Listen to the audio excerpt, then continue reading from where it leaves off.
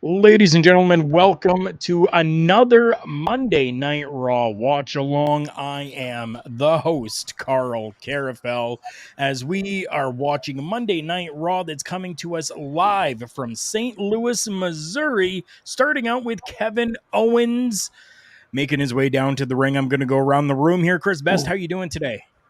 I am jacked for this Raw. It's jam packed from the rumors I've read, and I want to see how it all plays out.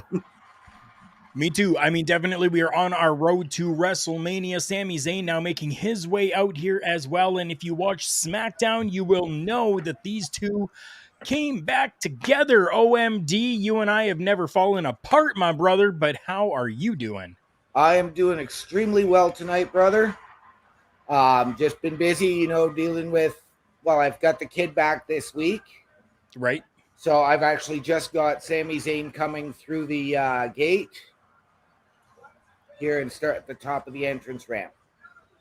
Awesome. But you're right. We've never fallen apart. I actually did run into your ex-wife the other day. Oh, geez. Well, we'll save that story for afterwards. Yeah. Bubba Duke Lewis, my brother, how are you? Before you answer that, though, first I want to say a huge hello to Mike. Hey, guys, thanks for having me on. More than happy to have you, one of the members of the Kickout crew. I hope I'm not going to butcher this. Devin 19, first time listener. Nice to meet y'all. Devin from the Kicked Out crew. I'm so happy to have all of you here. If you guys follow us on social media, you will know that Parrish, Bobby Munson, and myself all kind of did a little talking with the Kicked Out crew guys. And we're maybe going to have a little collaboration going on between all of us. I'm no downer, so what is up? Chris Parrish coming in there as well, who I'm sure will be joining us about halfway through the show as he usually does. Felicia, thank you so much for coming by and letting us know that your new favorite is Kevin Owens. Yeah. Bubba, how you doing? I am doing great, my friend. Back here in the original Boar's Nest, getting everything set back up again. In the studio, I am excited. I am a Kevin Owens man myself from back in the ROH days. Right. It's nice to see him with Sami Zayn again.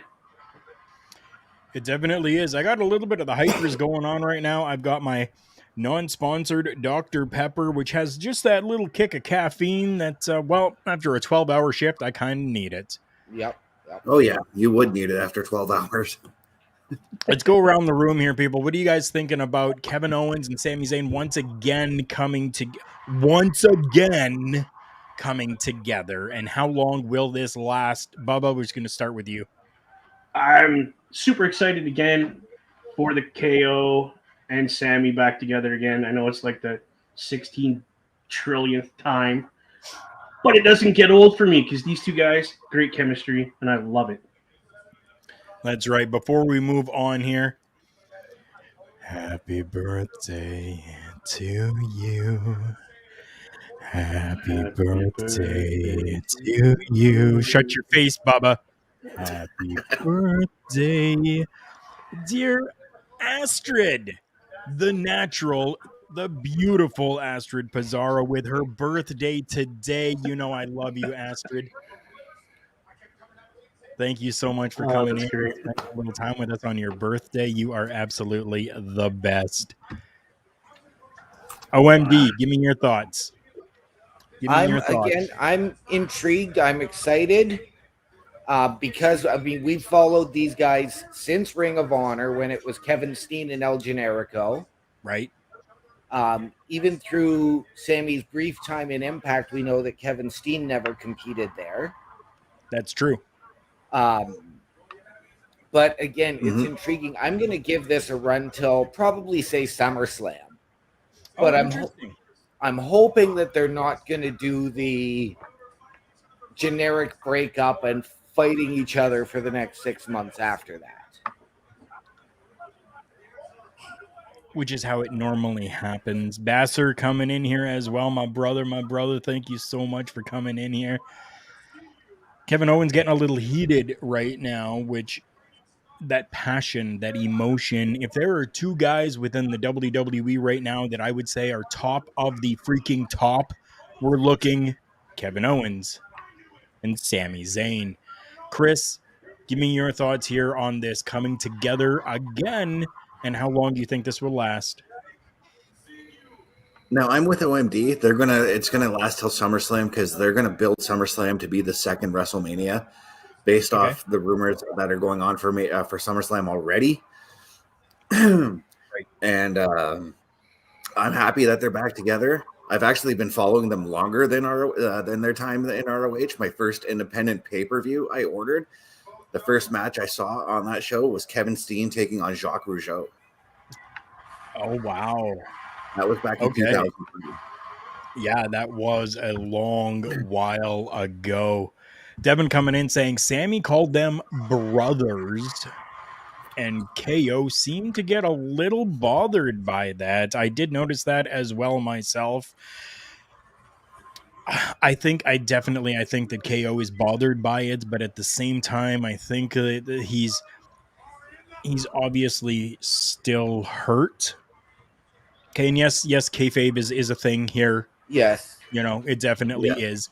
And I think that he still has that hurt, that animosity, and that maybe je ne sais quoi when it comes to what is going to happen again with Sammy, the guy that I have saved once again type of situation, right? Yeah. And I love that the Usos have come out now as well. This is fantastic. Yes. Yeah. Continuing this story. This was one of the rumors I read this afternoon about how this show is going to start. Yes, I am checking this out on the Sportsnet 360 feed tonight on IPTV as opposed to the USA Network to see if I can keep in time with you. Okay. So no picture-in-picture for you, OMD. No picture-in-picture for me tonight. That's okay. Right now I got Sami Zayn in the ring talking, so. No, I got Jey Uso talking. I just have that now. Yeah. So we may be a little off still, but it's nothing too bad here.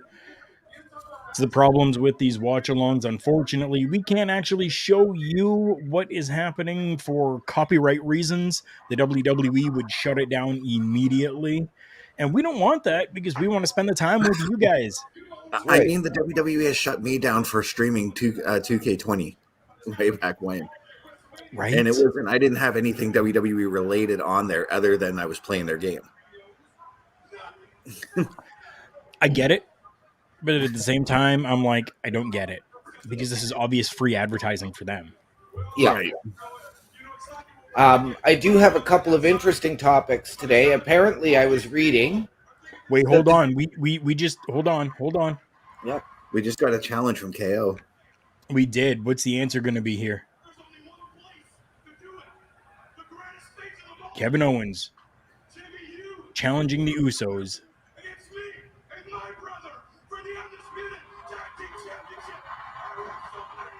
Oh. Oh. Ish.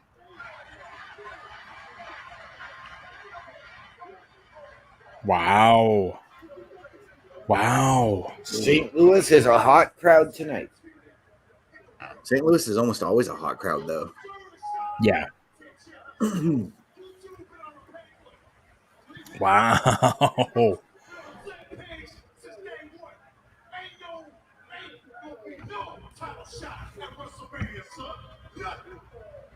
Okay. Voice of reason here.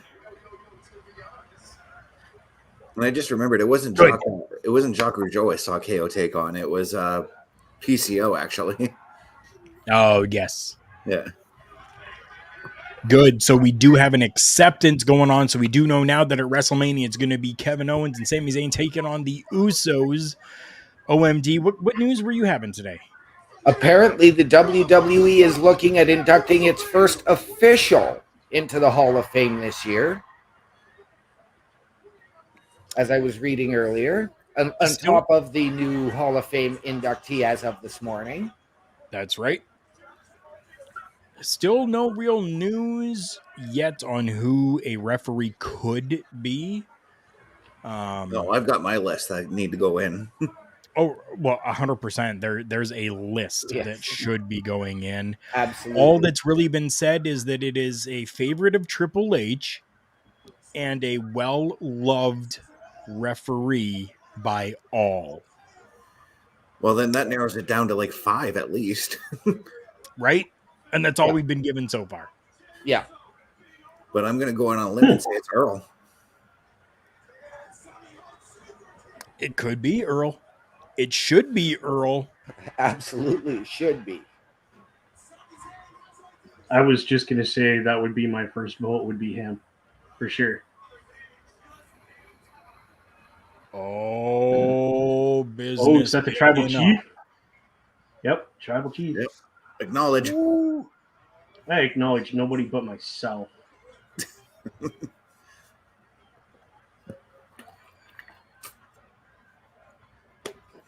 Carl's like, I acknowledge. Mike, I agree with you as well. Mike Chioda. Oh, yeah. Definitely Yes, needs to be in there. absolutely. Tim White. Tim White, Yes. Billy Silverman. I'm even going to go out. Fellow countryman, fellow provincialman for 3 of us, but I'm not sure where you're from. Jimmy Corderas. Yes. Yes. I'm going to even go out on a limb here and throw out an old WCW name in Nick Patrick. Ah. Ooh.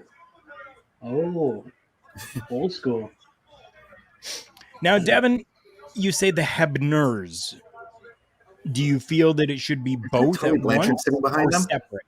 I wonder, speaking of Hebner, if it could be the late Dave Hebner. Right. Well, that's why I'm asking Devin, because Devin may believe that Hebners. Yes. Yeah, because Yes. both of them were officials, and both of them were great at their job. Yes. Right. They were. That could be unique. I could get behind that. I could So too. could I. Absolutely. Yeah, for sure. I could get behind that. Guys, I think I saw a Tully Blanchard sighting in the crowd. That's not Tony Blanchard. That's his doppelganger. I did the same thing too. I was like, "Oh, dude," and I went, "No, not him." It so looked like him. Oh, yeah. I was going to say something, and you jumped in, and I was like, Where'd you see him, Chris? Sitting Entrance behind the announcers. Behind announcers. Okay. literally right between the two of them. Mike, I agree as well. All the names deserve it. 100%. You know what I would love to see at a WrestleMania? Just the referees being inducted. Just have something special just for them, not just, oh yeah, we're going to induct with everybody else, because then they get, kind of shuffled to the back and forgotten. Well, I think I said this a couple weeks ago that we need to have like a referee's wing, I guess you could say, for the Hall of Fame. 100%. Right. Yes. What we need is an actual physical WWE Hall of Fame, not just a ceremony. Agreed. Yeah. And Hunter has been talking to people about trying to get one, so. Okay, so I'm going to bring this up with you guys then. I know that all of you have really pretty much just said that there should be a physical Hall of Fame. Yes. Okay. Is there a physical Hall of Fame for the Emmys, for the Oscars, for the Grammys? No. Is there a physical Hall of Fame for football? Yes. Yes. Yes. Okay. For hockey? Yes. In Toronto. Baseball? Yes. Yes, there is. Okay. And I think there might be one for the NBA, but I don't know. There is, and I can't remember where it is. Now, where I'm going with this, though, is that the WWE is sports entertainment, which they put a heavy focus on the entertainment. True. Is this maybe why they've decided not to have a physical Hall of Fame, because they're the entertainment side as opposed to more sport? Well, I mean, that's what Vince used to say, right? He used to say he wasn't in the wrestling business, that he was in the entertainment business. Right? Yes. Okay, I see your point, Carl. I do. And I mean, I guess technically, if you want to get into it, there is a physical Hall of Fame for the Oscars, for the Emmys, for the Grammys, and it's called the Walk of Fame. That's a whole separate entity, though. That's a whole different. Yeah, that's a whole Yeah. different thing, bro. It's all. Yeah, it's completely separate. The Walk of Fame is like a Hall of Fame of these people did this stuff to earn that, Yes. Oh, absolutely. but it's not related to the Or other. Hollywood It's kind of patting different. themselves Yeah, on the back, giving each other awards. that's what it is. Yeah, each other just kind of. Here you go, happy time. Yeah. I think personally for myself, I would rather have not a physical Hall of Fame, but more a museum for Yes. the WWE. Yeah. Isn't that's- that what Hunter's doing at the warehouse kind of thing? He's turned that into like their. Not really. I mean, I think that they're trying to do something like that, especially like this new television series that they've had over the last few years, right? Treasures, right? Yes. So it's something that they're looking into, but it could also just be that they want those for the WWE collection to have Yes. at the warehouse and not necessarily for a physical building. That's more of a museum for them, although it would be. But then if you take a look at things like WrestleMania Access and Access at SummerSlam, when they bring all of those things out. Yeah, I was going to say they have pop-up Hall of Fames there. That's your pop-up museum. But I'm thinking, I would love to be able to go and tour, like Carl said, a museum or a physical Hall of Fame, or combine it all. I mean, like the Hockey Hall of Fame. Right. Now, my question to you guys is, where did they build it? What city? Well, it's got to be by the headquarters. It's got Stamford. Yeah, it's got to be Stamford. And I'm on the opposite side. I say New York City. Where they and I could get behind that, but that's close enough to Stamford. Mm-hmm. I think they tried to do that when they had WWE New York and WWE Niagara Falls. Right. Which I wish I could have gone to that store. So Mike's got a question here for us. He says, do you think there could be more with people backstage, producers, agents, etc.? I'm going to steal a line from Parrish right now. Jim Johnson. Yes. So, yes. Two guys, backstage, producers, agents, all of that. Yeah. Jim Johnson first, number one. Number two would be Mark Eaton. Mark Eaton, yep. Those are the two names that I would definitely throw in. And I think that you could include costume. You could include those people that do makeup, that do the outfits, who don't get the shine on them at all. And if you want to do that, then you want to bring in Shawn Michaels, a costume designer. I forget what her name is right offhand. Hell yeah! It was his mom. That was his mom? For the most part, Shawn Michaels' mom did his outfits. When he turned heel in '92, I swear he got somebody else to do it. Yes, then somebody else did it. That's the woman I was referring to. What about Canyon? Or sorry. What about Bruce Pritchard? Absolutely. As his brother love character, and as him. Yep. I actually just watched the Piper's Pit with Brother Love and Morton Downey Jr. on YouTube the other day. Yep. Yeah. Mike's got a really good point here. Put it in Orlando. They could have it with the PC.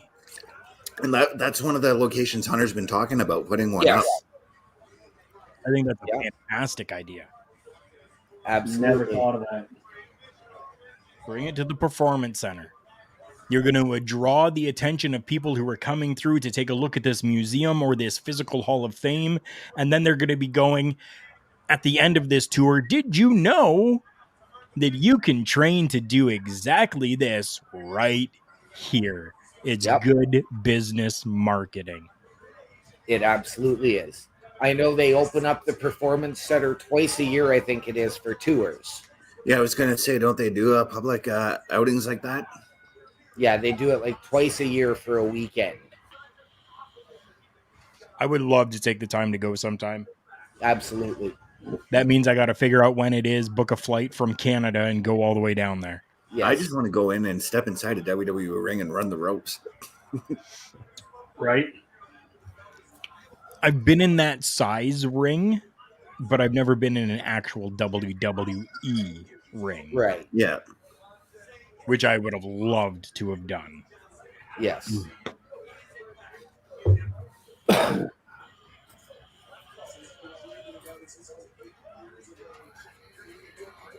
I've worked a lot of independent rings. I worked in an ECW ring, an old ECW ring. I've done an Impact Wrestling ring. I've never done a WWE ring. Devin is asking, so where are y'all from? How did you meet? So we all came to know each other through professional wrestling. Chris Best and myself. Me and Carl, we met. The first time I met you was a pay-per-view at the local theater. I can't remember which show it was. OMD, I met a few years before that through his sister at our camp. And Bubba, I only met you like a month ago. Yeah. Yep. OMD, your story. Well, how'd you meet all of us? As Chris said, as Chris alluded to, he and I met a few years before I even met you, even though we went to the same high school. Right. At our campground. You and I then met through somebody who will remain nameless. He who shall not be named. Yes. Yep. And Bubba Duke, I met through you when we were working nights at Tim Hortons. Right. Never forget that one. In an all roundabout way, Bubba and I, we had met working call centers. We knew of each other before, but we really didn't. And then we kind of connected again. And that's the same thing for me and you, Carl. I mean, we only met at pay-per-views, but then we started working together. Yeah. Yep. And to answer your question, Devin, we all are from, and I'll say it, Sault Ste. Marie, Ontario, Canada. So I assume that you're in the States because you're using the famous y'all. Y'all. If you're in the United States, go find the I-75. When you hit the I-75, go straight up. Just take the I-75 all the way to the top. You're going to hit Sault Ste. Marie, Michigan, cross over the International Bridge, and then you're like 2 minutes away from my house, actually. Actually, if he is from the U.S., all he has to do is look for the Great Lakes, and we are dead center. Oh, yeah, we're right in the middle of all of them. Right. Where all of the Great Lakes intersect. Mike, I love that idea. Let's have Disney or Universal buy the conglomerate and then add in some WWE rides. Yep. You can bring back the pile driver from WWE Niagara Falls. Right. And WrestleMania, which one was it? Where they had the huge freaking roller coaster. 34. Well, why not recreate that? They've had an actual roller coaster. They had the two in Orlando at Camping World Stadium, and the roller coaster was in the background. Nice.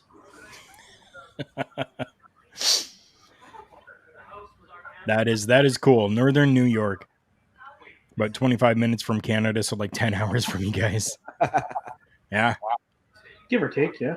Yeah.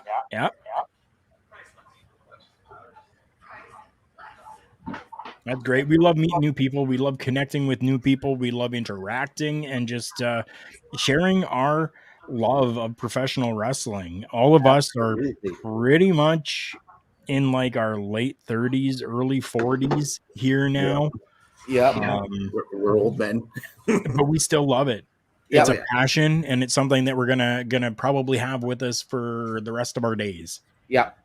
And we love being able to talk with other people about it. Well, like I said, whenever somebody asks me what my first wrestling memory is, it's WrestleMania 2.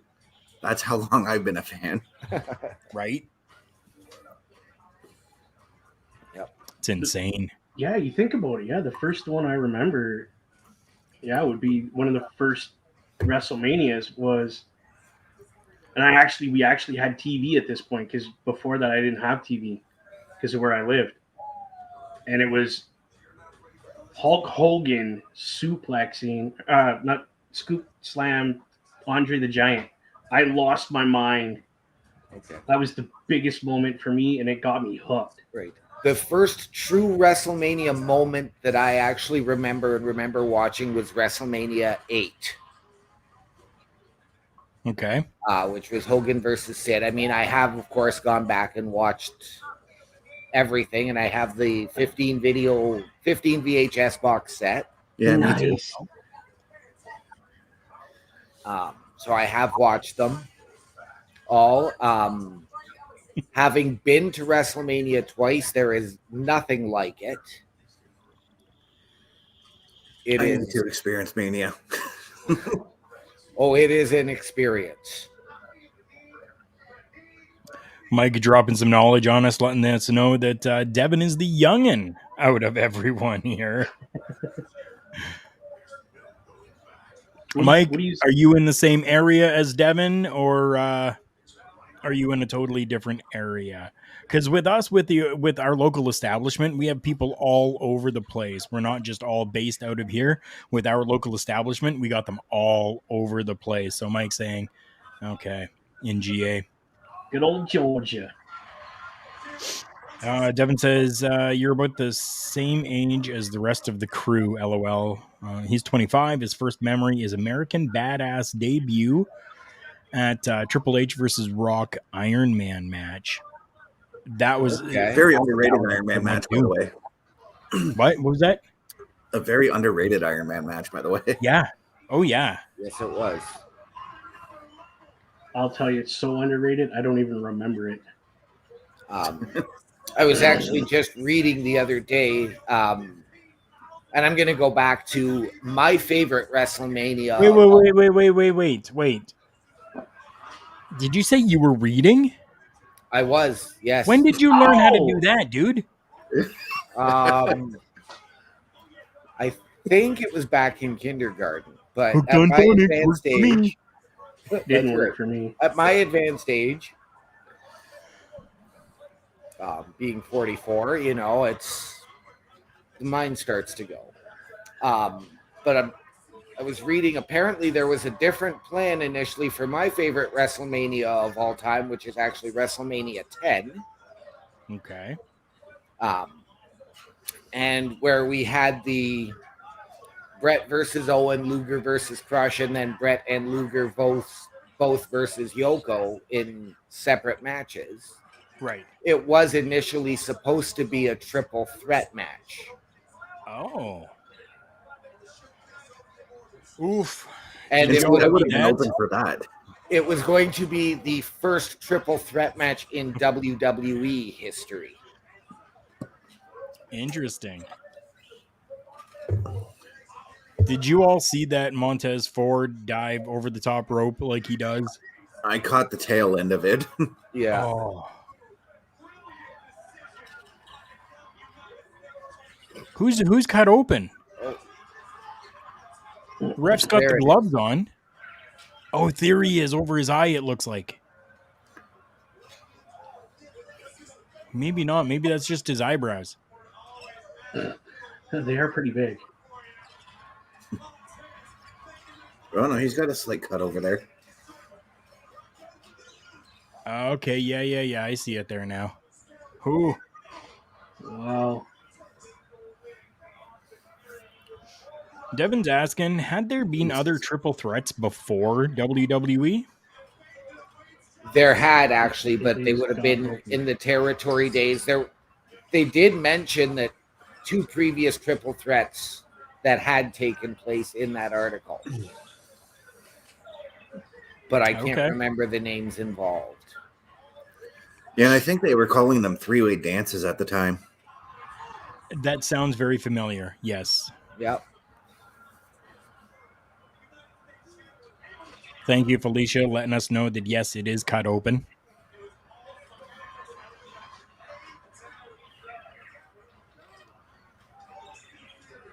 So who do you think wins, him or Cena? Him, 100%. Yeah. Theory. Although Dara Mazing coming in. Sorry, I just got to get this in here. Dara Mazing coming in. He says, I think ECW had triple threat matches before the WWE. Dara Amazing, you are an amazing person. I love you. Thank you so much for popping by. Historian, can you confirm that ECW had triple threats before the WWE? I'm actually trying to remember when WWE's first triple threat match was. Okay. Giggles that thing. Google, that's what I'm doing right now. So we see the bloodline is all back together again.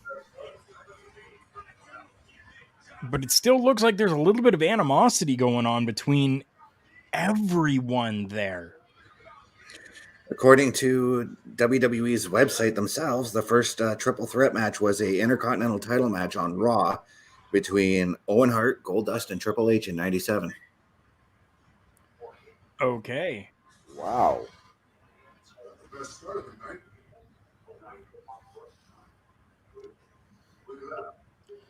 Devin saying Shamrock, Triple H, Mankind.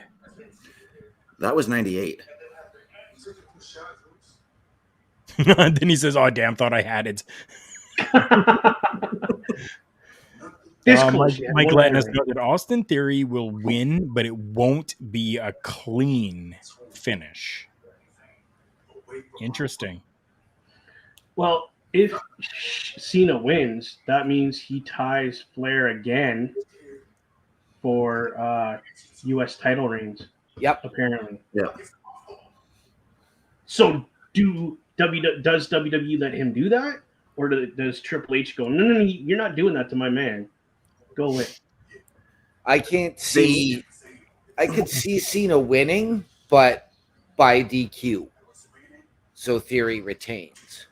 Yeah, but DQ finishes on pay-per-views are just, ugh, that's sacrilegious as far as I'm concerned. I agree, but because you can't have Cena do it and not be there on a weekly basis. I mean, he's not, the world champion to, be an attraction. The U.S. championship is the workhorse title. He's not going to be there every week. We can't have that title being defended every 6 months. Right. Yeah. True enough. But it's John Cena. Yes. Yeah. Unless Cena's going to win it and then forfeit it or say, you know what, this kid deserves it. He's got my blessing. Or if John hands the title over? Yeah. If John Cena wins, do we get it just like how The Rock did when he won the WWE title, showing up on red carpets with the belt and everything like that? Right? That could be a very, very good. Oh. All right. Well, Devin. We are going to get along just fine, my friend.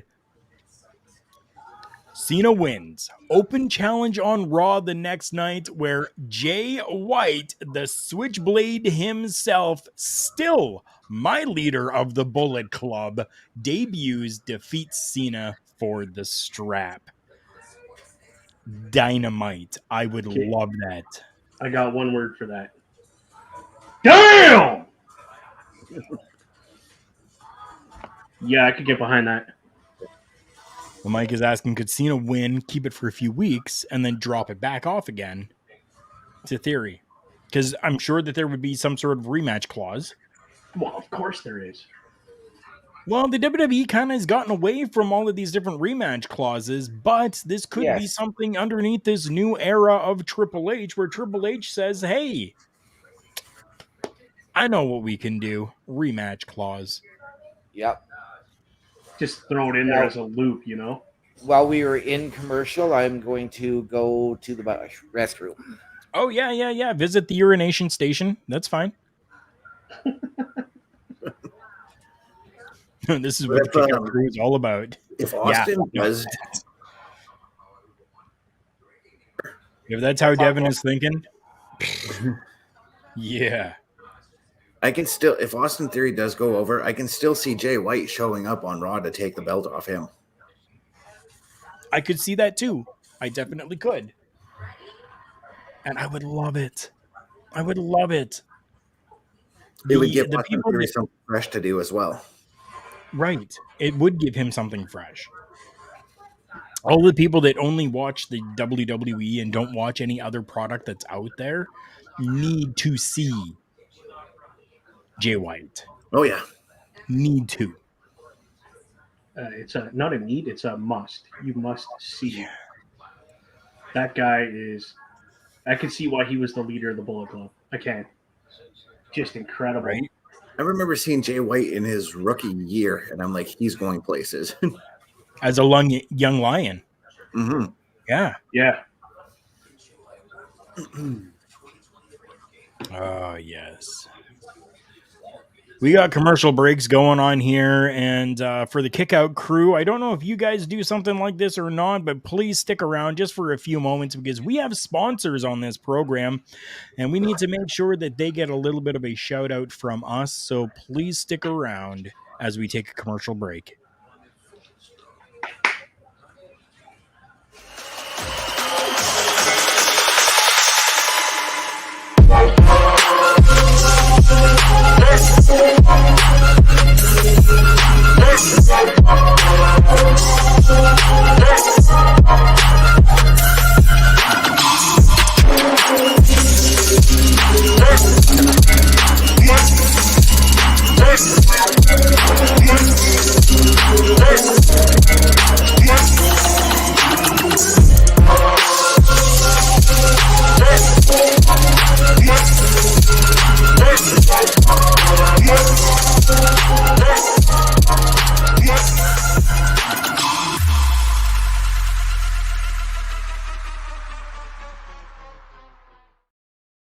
And there you have it, my friends. Thank you so much for sticking around with us. We are sponsored by Rogue Energy. Amazing people to go and take a look at rogueenergy.com. While you're there, use the promo code OLEPODS. Get 10% off your order, not the first time, but every single time you are there. You're going to get that discount. We're going to get a little bit of a kickback for that, which helps us continue to bring you these great programs on the OLE network pretty much every day of the week. As I used to say for donations, it helps keep the lights on. It sure does. Devin saying that they've never actually live streamed, so this is all new and dope to watch along with you guys. I appreciate that. I really do. We've been live streaming with OLE since we started, which is it's still in its infancy. It was only October of 2022. We're in 2020. Yeah, 2022. Yeah. That we started. Myself personally doing my show Turnbuckle Talk on Tuesdays. We've been streaming video wise for about 3.5-4 years. About that, yeah.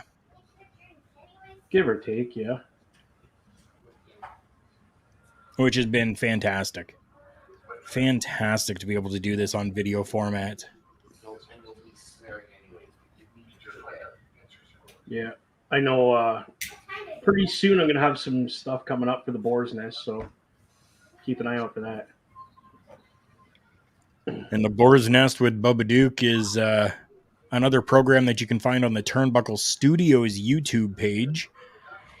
Yep. And if you haven't yet, find the OLE Podcasts, our local establishment on YouTube. Go and give that a subscribe. Click that bell. Be notified every time a new video drops over there because new stuff drops over there that doesn't necessarily get shown on our Twitch channel or anywhere else. Fatal 4-way tag team match at WrestleMania: Street Profits versus Strowman and Ricochet versus Alpha Academy versus Viking Raiders. Ooh. Whoa. I mean, I'm intrigued, but what's the point at the same time? I don't know. Like it would have been filler. If it was like a number one contendership. I think that like that would have been really cool. But this kind of, I don't know. Well, I mean, Are the they Street Profits considering need a spot on the card, so. Bubba, what were you saying now? Would they be considering this like you become the number one contender for the title at SummerSlam or something? I don't know. There was nothing said for that though. No, it was just announced on Friday that they were doing a fatal 4-way women's tag team match and a fatal 4-way men's. Just a stupid filler, then, as far as I'm concerned.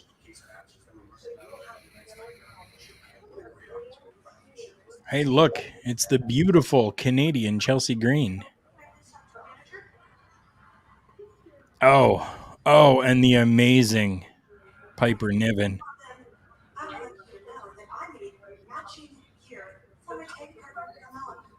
This is a fantastic tag. If these two tag and continue to go on tagging all the time, fantastic. I'm happy with that.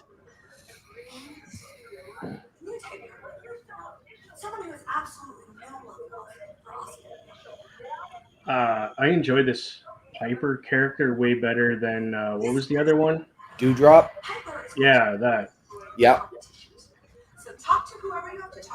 I mean, they're the exact same person, but just different character wise, 100%, and I love it. Yeah.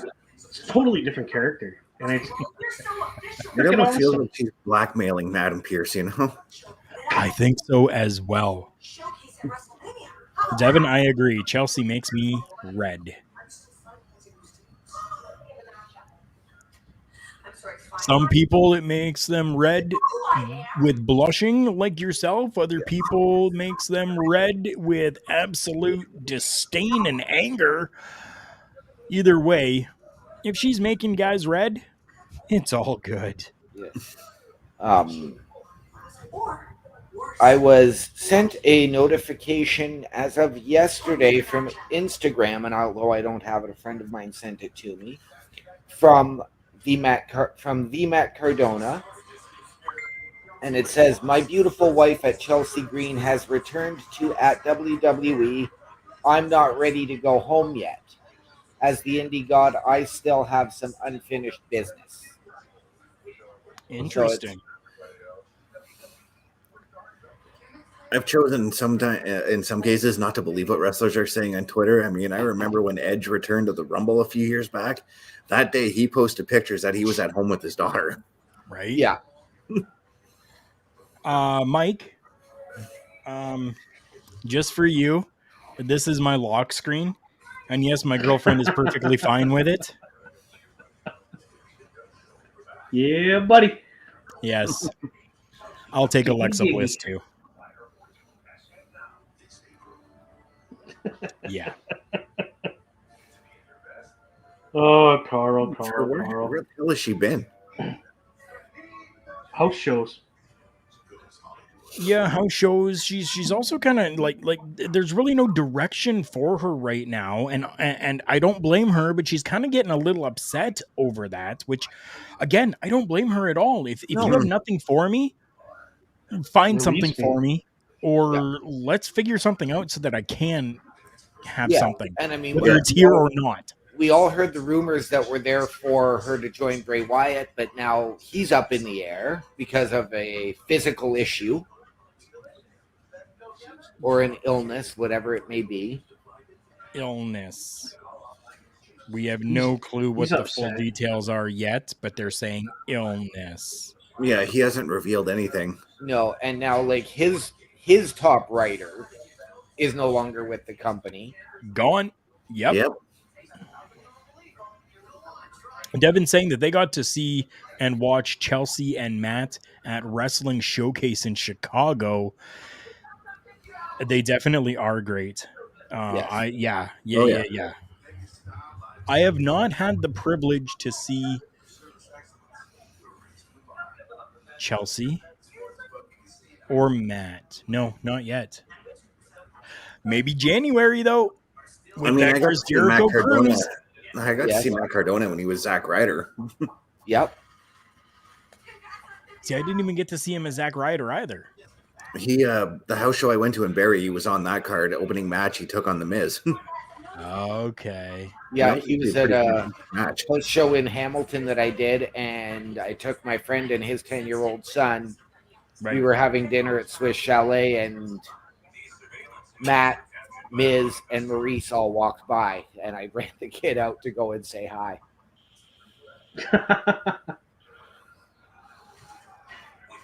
So, I mean, we didn't want to disturb them or keep them too long. I mean, we didn't want to have a situation like that. I mean, they were gracious enough to spend time chatting with a 10-year-old kid going to his first WWE show. Right.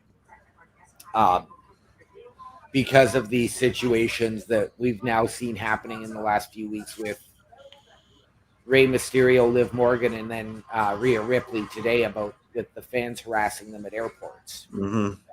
And we're not going to discuss any more of that as of yet, because that is going to be a topic for us tomorrow on Turnbuckle Talk at 8:05 p.m. Eastern Standard Time on the Olay Twitch, the Turnbuckle Studios Twitch. We're going to be talking about that with Corporate Joe. Mike saying both was awesome and great when seen backstage. Oh, I'm sure. I have shared the locker room with many stars in the world of professional wrestling. They're all, for the most part, amazing people. Yes. I'm going to give you a quick little story from the last show that I was at with the Canadian Wrestling's Elite when they came through here. They had Austin Aries. Yes, the Austin Aries that everybody shits all over and says is a terrible human being. He was nothing but fantastic for us here at this show. I heard zero complaints. See that again, rumors, right, bro? It's rumors. I was just going to say, like, you haven't had a physical interaction with that guy. How can you say how he is? You know what I mean? Yeah. When he went by our table, he gave a wink and a head nod and did his thing. To me, that's like getting $1 million from a wrestler. Yeah. That's you just had a connection with that guy. And if he was a dick, he would have walked to the ring, did his job, walked out. Yeah. Not looked at anybody. So that changed my opinion of the man. I thought he was a dick. I thought he was an asshole. Right. But that 2 seconds he took to interact with us at the table changed my opinion. He's a great guy. Yeah. He does his job. The worst experience I ever had with a wrestler, which was at WrestleMania in a autograph and photo session, was Kenny Dykstra. The name says it all. Yeah. Now, admittedly, I'm going to assume as well that he was probably in kayfabe, but when, you're trying to find the page to get him to autograph it, he goes, "You can't find it, can you?" Right. And yeah, that 100% could have just been character work. Devin had a good experience, apparently. Devin saying that at that same pay-per-view, he smoked a blunt with MLW's Jacob Fatu. Nice. I'd love to see Jacob Fatu come to the WWE. Me too. Yeah. Another member of that Anoa'i family, right? Yep. Exactly. Trying to think of any negative experiences I would have had with a wrestler. Mine was semi-negative, semi-positive with Booker T. I was just starstruck by him and not really paying attention, and he yells out, "Chris, look at your grandmother," taking a picture. That's pretty much the only negative positive. He was just getting your head out of your ass to realize what you were doing at that point. That's actually that's a positive interaction because he wants to make sure that the photo is done right. Yeah, 100%. And my only negative interaction as well, I guess, is kind of maybe a positive interaction at the same point. It was the last show that I actually worked. It was my last wrestling match that I was having. The doctor said, time to call it quits, too many injuries. So I went and did this show, and D-Ray 3000 was at the show. And I did my match. I wore a t-shirt and I did my match with the inmate, and I got to the back, and D-Ray like was right on top of me. Why the fuck were you wearing a t-shirt out there? And I was like, dude, because I'm fat. And he's like, use that to your advantage. And I was like, you know what? Damn it. I should have. Yep. I should have. I Mike, Jeff Jarrett is a man that I will have praises for the rest of my life. I've had the privilege to interview Jeff Jarrett while he was driving home. He took the time while driving home after the gym to come on our show and do Turnbuckle Talk with us. He definitely is an amazing person. Mike saying that Jeff Jarrett came up and talked with them at lunch a year later and remembered him by name. I've had a very similar experience with Jake the Snake Roberts. Again, one of the men that I would give my life for Jake the Snake Roberts. That's how much I don't want to say I'm a fan of his, but that's how much I respect Jake Roberts. That if Jake needed anything, he could call me and it would be so. That's it. I'll tell you another positive experience I had with a wrestler before he became a star, Cody Deaner. Just awesome dude, Oh yeah, he is. Did you have an experience here when he was here? Yeah, when he used to tour with CIWA. Yeah. Just an awesome dude. I love talking to him. my I guess funny experience with the wrestler was with the late Rosie. I kind of geeked out a little bit, and he just kind of looked at me and went, in the deep Hawaiian voice that man had, "It's okay, calm down. We got this. What do you need?" I'm like, "Sorry, bro. I feel like an idiot now." And he gets up, and the dude's yards taller than I am. Puts his hand. Like 6'7". He puts this giant gorilla hand on my shoulder, and he goes, "It's okay, man. I get it. Been there, done that. Can I have a water?" And I come back with a whole case for him. I didn't know what the hell to do. He's a big dude. He's not going to want one little tiny bottle, so I got him a whole case of water. That same show that I met Cody Deaner on, Rhino was on that show, and Rhino gave me like his career history. Rhino is an absolute fantastic man. Like he will sit down and talk with people like your best friends. Oh yeah. And not think anything of it. Yeah. Yeah. I got a question for everybody though. Okay. So we've just seen Omos once again just destroy somebody. This time that somebody was Mansoor. No, Mustafa Ali. Yeah, Mustafa. Yes, Mustafa Ali. This has been happening a lot with Mustafa. I don't know why I said Mansoor. They look alike to me. Yeah, they do look alike. That's racist. I didn't mean that in a racist sense, but they actually do look the same. Well, I believe they are from the same culture, but Mustafa has long hair, and Mansoor, it looks like a joke in his current gimmick. Right. Even though they were briefly tag team partners. So now, what do you guys think of Mustafa Ali just being used as enhancement talent? Well, he complained that he wasn't. He complained that he wasn't getting used. He asked for his release, and then they bring him back, and then they're just dumping on him. So I don't know if maybe it's now you've got to pay your dues again to get back to where you were.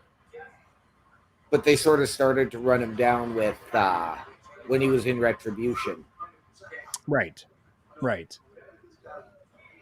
So 1 week from Saturday and Sunday, we're going to have Seth freaking Rollins taking on Logan Paul. And Logan Paul is there on Monday Night Raw, had his own locker room, getting the door pound a la Goldberg, comes out and is greeted by The Miz, who is once again trying to reconcile differences. Are we over this Miz and Logan Paul shit already? Or Yes. do we want to see I this need continue? Logan Paul to move on from The Miz, and I need The Miz to move on from him. Okay. Here's the thing. Logan Paul's already moved on. Logan Paul don't give two shits about The Miz. It's The Miz that can't move on because he's the A-lister. Has to be in there with everybody that's popular. Yeah. Go home, Miz. Nobody gives a shit. No, If I don't wanted go to home, give- Miz. I love The No. Miz. Miz is Awesome. If I wanted to exactly. give somebody the rub on WWE, I'd put LA Knight with Logan Paul. That would be really cool. Yeah. Instead of I could him get going behind LA Knight, you can go Logan Paul, and it works. Mhm. Yep.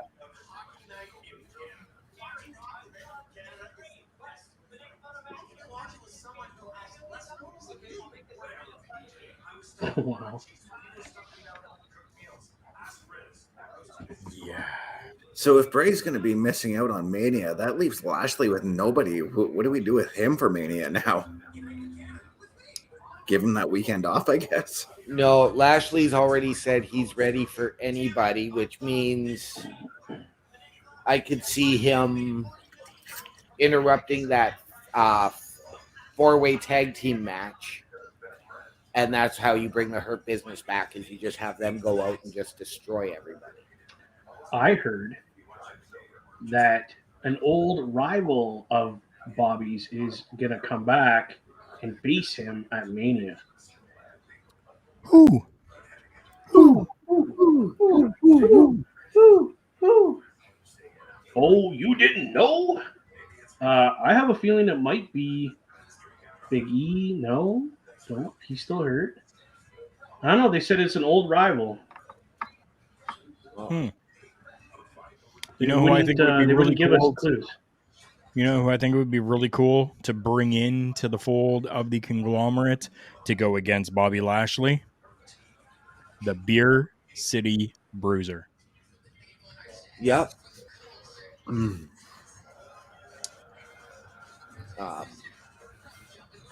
I'm also hearing that potentially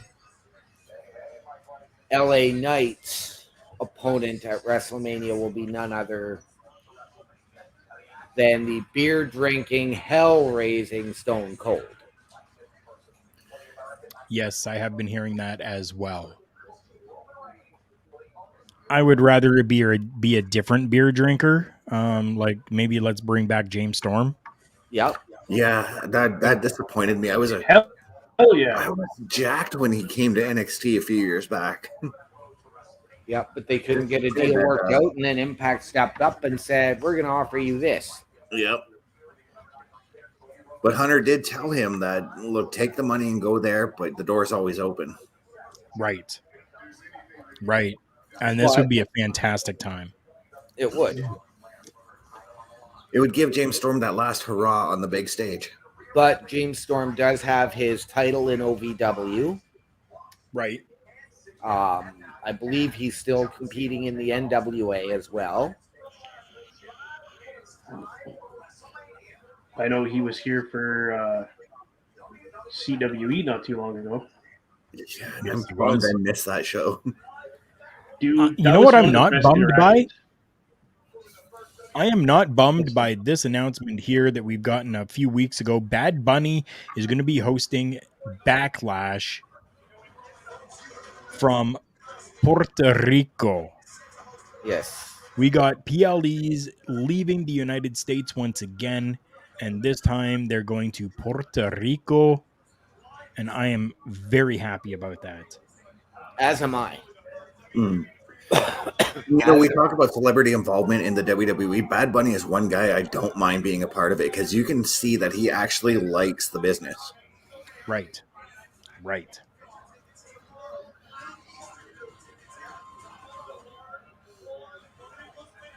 And I actually get that feeling with Logan Paul now. I'm getting that feeling that he's starting to respect everything. yes, respect it and has put in the time to actually train, Yes. Yeah. that's a big thing for me. Yeah. Do I still like the fact that they have a celebrity wrestling a match? No, I don't. Because I think you have more than enough talent on your roster already to give that spot to. Yeah. But this is going to draw in a lot of viewers who are Logan Paul viewers on YouTube. This is going to pull in a lot of people that Logan Paul, that see Logan Paul doing his MMA.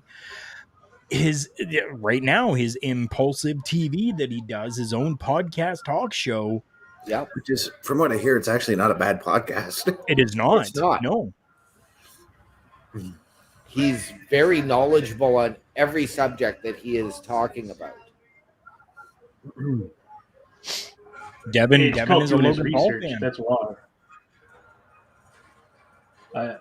I could care less for the guy, but he brings people in, and you can't deny that. That's exactly it. And I think that he's really going to bring a lot of eyes to the WWE. You got to think back, Bam Bam and LT, right? Yes. Bam Bam and LT. How many people were football fans that watched WrestleMania because Lawrence Taylor was there? Absolutely. That match turned a football player into a wrestler in Steve McMichael. Right? Well, Steve Mongo McMichael. The big fat Ernie Ladd. Right? Yeah. So a lot of people have transitioned from football or MMA to pro wrestling and vice versa. If you look at Brock Lesnar. Mm-hmm. Shayna Baszler is another one. I mean, look at when they do those open training sessions for the performance center. They usually contact a lot of guys who have just left the NFL because they couldn't make it there. Yep. But at the same time, like Carl said, I know we're all probably sick and tired of the celebrity wrestling a match. Because, I mean, if you take a look at how many times did they stick Paul White in that situation? Right. Well, I mean, that match with Floyd Mayweather was actually pretty good. Stupid. But they had him. Good. Because, I mean, but when you had him do the sumo match with Hakibono, Floyd Mayweather,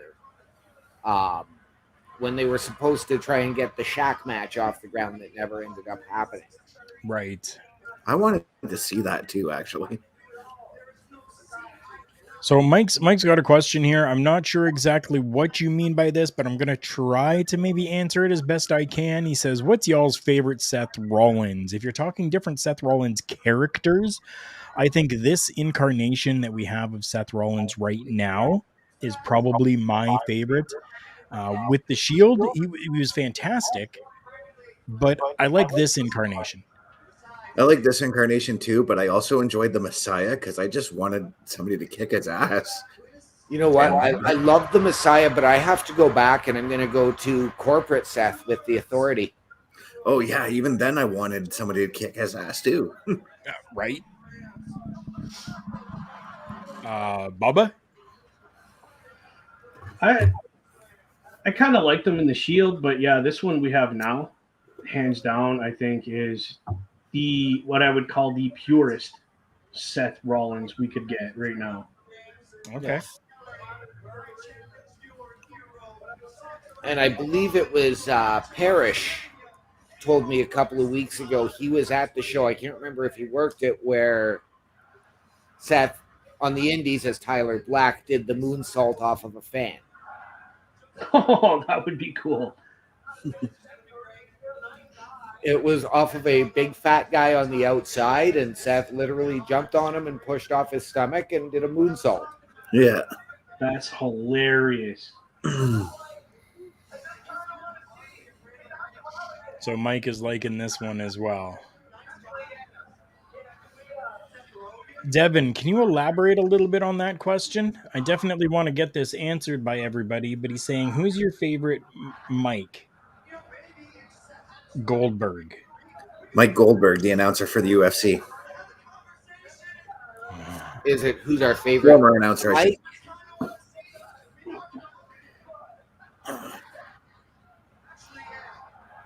Is that what Mike means? Is that Does it mean who is our favorite on the mic? Oh, no. Okay. So Devin was talking to Mike in the chat saying, "Who's your fave, Mike?"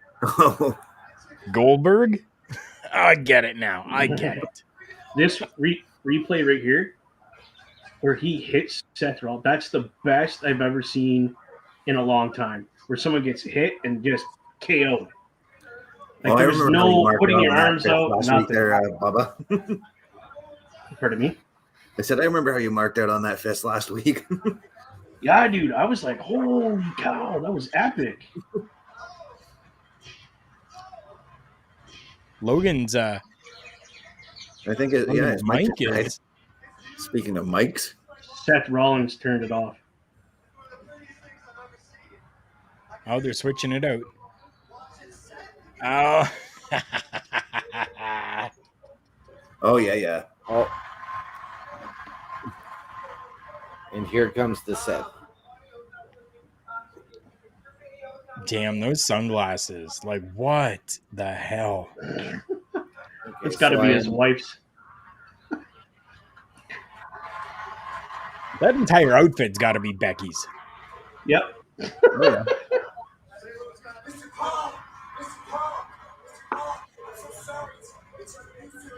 That's hilarious. Oh, he's got to get rid of the man bun. Oh, jeez.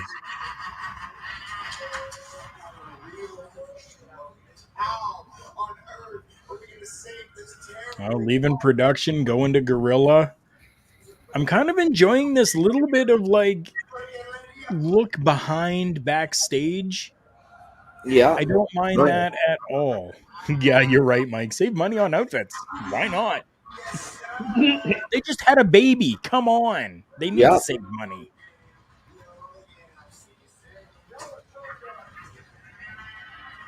Oh. So I had one of my employees just came back from New York. There was a house show that happened at MSG, and I am so jealous that he got to go to MSG for a show, for a WWE show. He had nosebleeds, but he loved it. He's never been to a wrestling show before, but he absolutely loved it. And he comes back, and I go and visit him at work today at his site, and I'm like, dude, how was the trip? Like, not even asking about the wrestling portion. I'm just like, how was your trip? And he's like, oh man, it was so good. We went and did this and we did that. And he's like, oh, and that wrestling show. He goes, man, that Seth Rollins guy, everybody loves him, don't they? And I'm like, yeah. He goes, it was so loud in there when they were like singing along to his theme music. And I'm like, yep. So there you go, Andrew. That's for you, my friend. a shameless shout out for your buddy there. Mike saying that I'm loving the backstage segments and the little things that they add in them. I agree, especially when you're looking in the background. That's one thing I wanted to point out about how the backstage segments are being done now. They're not always in the Raw interview area now. I'm loving that.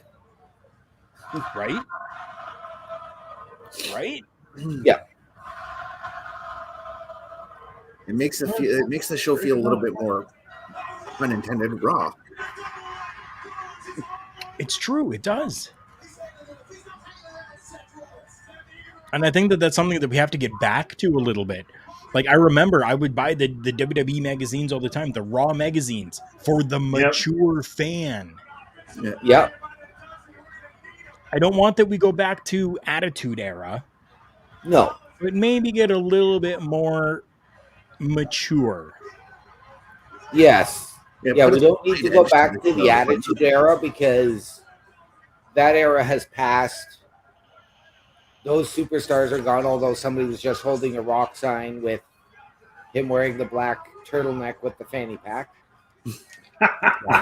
Right. But no, you don't need to go back to the Attitude Era. But I mean, this is the talk. Like if and when they are going to the PG-14 again, right? Yeah, they are. Damn, they did it 2 weeks in a row, boys. Oh, you can say damn to that all you want. I'm saying damn to that Adam Pearce suit again. Damn guy is always looking like $1,000,000. Those shoes, that suit. Dude is always Ooh. dressed to the nines, man. Yep. Devin, you're right. Seth looks like a freaking star because he knows how to work properly. Yes. And it is fantastic to see. Yep. And I'm going to give Logan credit because he can work the crowd as well. Oh, yes. Oh, yes. I loved that when Seth Rollins' theme was playing and he was telling the crowd to shut up. That reminded me of a lot of like old school wrestling right there. Yeah. Yep. We got Punishment Martinez and Condom. Or sorry. Condom.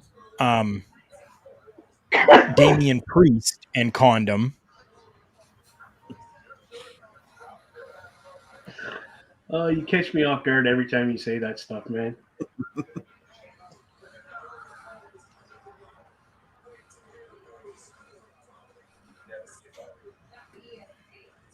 So how many of you have been able to purchase or even see maybe on Twitch some gameplay from the newest 2K23 video game? I've been watching them play it on Up, Up, Down, Down. So okay. And what are your thoughts on it so far? I want to play it mostly because war games. Understandable. I haven't seen any of the gameplay footage. I saw a little bit of the Cody Rhodes entrance a while back. Okay. But I gave up on the games after they went to 2K because the controls were just way too confusing. They simplified the controls over the last couple of years, OMD. So I just sort of gave up on. Okay. Nope. Totally understandable. I might try this one or see how it looks, but wouldn't it be nice if there was just this place that you could go to that you could just like rent movies on DVD or rent video games for like a week at a time? Yeah. Yeah. Absolutely. I miss Blockbuster. I miss Blockbuster too. Don't we all? Like, I used to rent Royal Rumble on Super Nintendo from there all the time. Right? Right? Devin's letting us know that looks like Logan was firing live rounds tonight. And yes, he is also only seen what's on Up, Up, Down, Down as well.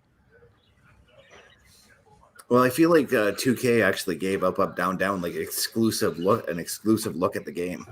I think so. I could see that happening. Absolutely, because it's Xavier Woods, it's WWE. Yeah. Now, we do know that Xavier Woods is also a part of the party with Adam Cole and Claudio, and I can't remember the last guy. Yes. So. It's going to be interesting when the AEW video game comes out, seeing Up, Up, Down, Down playing it. I don't think they will. The AEW video game is never coming out because they're going to be fighting with that thing forever. Yep.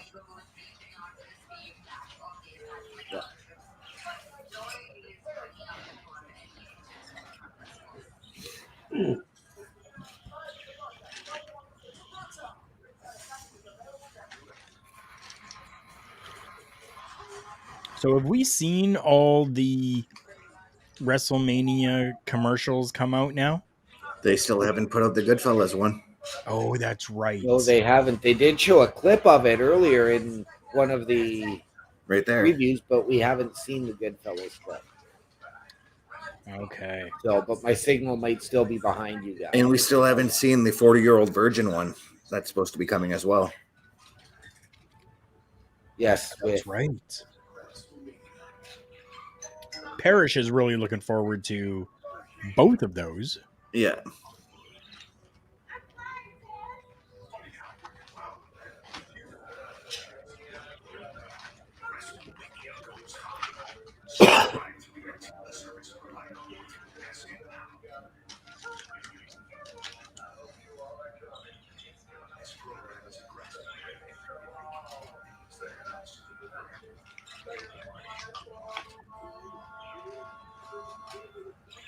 Oh.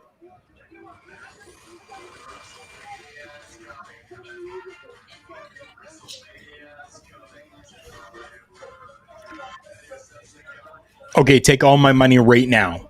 Yeah. Put that on Broadway, let it tour, take my money. Yep.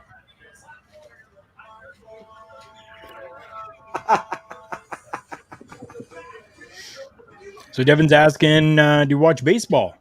I do. Occasionally.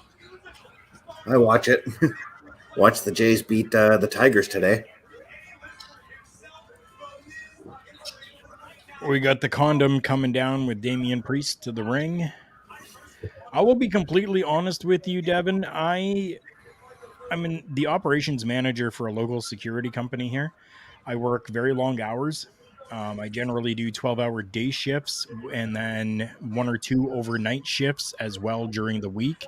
My time to be able to actually sit down and watch programming is very limited.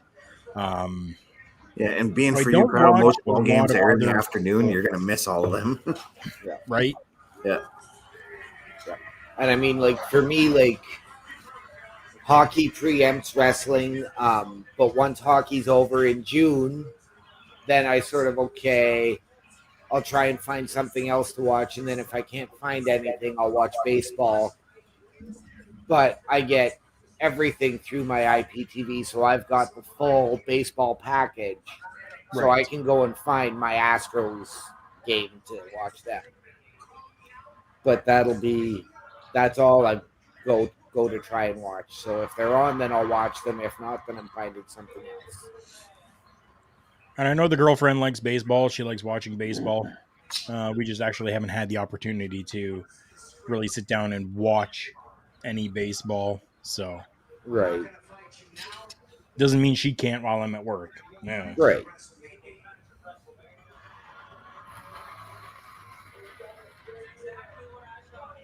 We got Johnny Gargano to face the Okay, broken so condom. I wonder if this is where the rumor mill comes into play for today. I don't know. Are we thinking a little bit of Champa? No, I'm not Grayson thinking Waller. Champa. I'm thinking, Grayson Waller. I hadn't even heard a rumor about him, but with Gargano competing at Stand and Deliver on WrestleMania Saturday. So Devin is letting us know football, wrestling, baseball, basketball, hockey in that order. Watch way too much. And my fiance only likes football and wrestling. Now, Devin, do you include just the NFL, or do you maybe watch a little bit of like the CFL and the now newly reformed, and I'm going to shout out my team right now, Kaka XFL? Do you include any of those in there as well?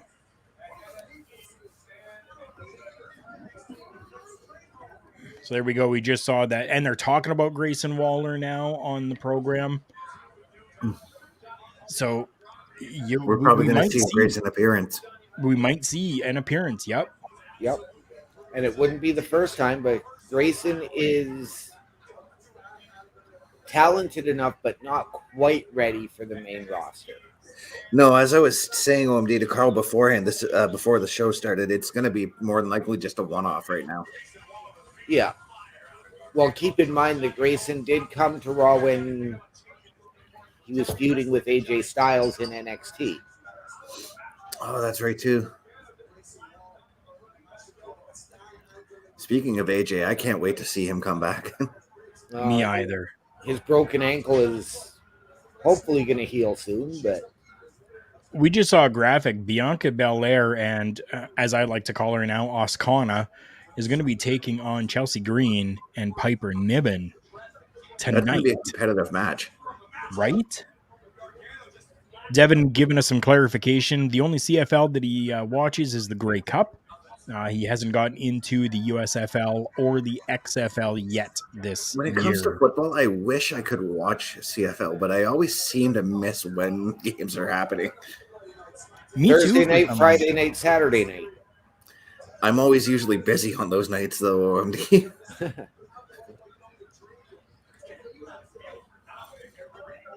Oh, Johnny Gargano is so good with those jumps. Those dives. Gargano's just good all around. He is. Gorgeous suicide dive, though. But why do they keep making him this comedy act and this enhancement talent on Raw? You know what? I think that might even maybe possibly be his choice. Yeah, because Johnny Gargano has been such a serious character all the time that maybe he's like, I want to do a little bit of something different. Yeah, I kind of enjoyed that he's doing the comedy thing and not the underdog who can win it all thing. Because he did that. He kind of overdid that in NXT a little bit. Well, there is that. Plus, that character has been portrayed by so many. I mean, Bryan Danielson was put into that role. Dolph Ziggler was put into that role.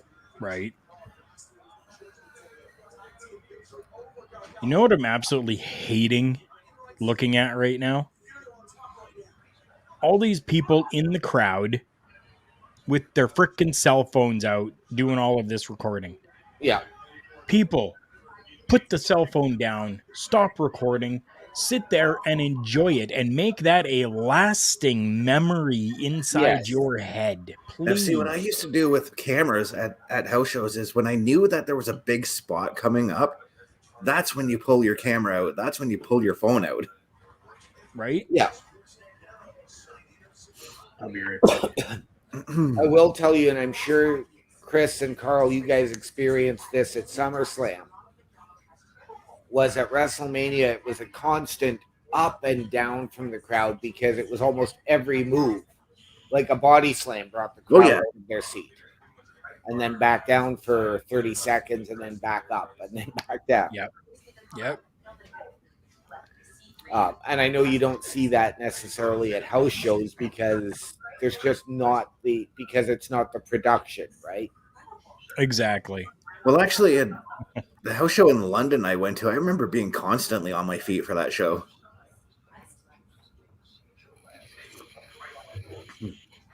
I agree with Devin here. Devin says, I get taking a picture or a few pictures, but recording the whole show is pointless. It'll be on the cock. Mm-hmm. Yeah. It'll be there. Now, that's one thing I used to do, too, when going to the pay-per-views, SummerSlam 04 and Unforgiven 06. I came home and ordered the encore of the show. Yeah. I bought the DVD. So did I. Got so both. That I could have the Sunday Night Heat included on there so that I could actually see myself on the show. Yeah. Because apparently the ex-wife and I were there on the show on Sunday Night Heat. I was like, okay, cool. Nice. But I'll admit, I took pictures there as well. Yeah. But I wasn't watching the show through my phone. I was experiencing the show and going, ooh, wow, snap, snap, snap. Ooh, wow, snap, snap. Exactly. Now, I've got to ask you guys, too, from being at the pay-per-views, when you go back and watch those pay-per-views, do you like time travel in your mind and feel yourself sitting in that seat that you were at that show? Absolutely. Oh, yes. I do that, too. Absolutely. I still remember feeling the heat from the pyro at WrestleMania X8 from where I was sitting. I still feel Kane's pyro every time. Every time. Yep. Apparently, I was on the video for the WrestleMania 23 Hall of Fame.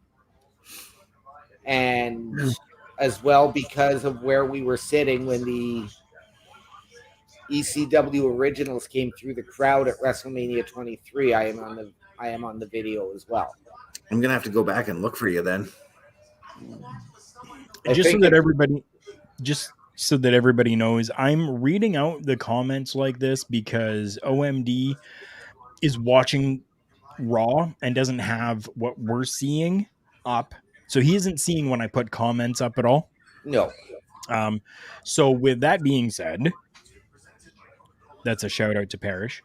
Our first attendance show. I don't have a drink, but Devin is asking, what was your first attended show? 1994 WWF house show right here in the Sioux. Was Main it event, 94 Lex or Luger and 95? Tatanka. Was that 94 or 95? 94, Lex Luger and Tatanka. I remember the match. I thought it was 95, 96 they were here. No, 94, because that was when Tatanka had just turned heel when he when they did the show here. Okay, so it must have been 94 and 96 then. Yeah. Because I only remember them coming the 2 years in a row, and there wasn't much of a crowd for either show. Oh no, but they were great shows. They were.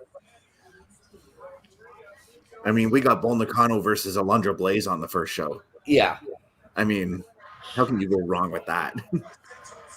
Mike's got a good one. Bash at the Beach, 96. History. Nice. A very historical show there. Great undercard on that show, by the way, too.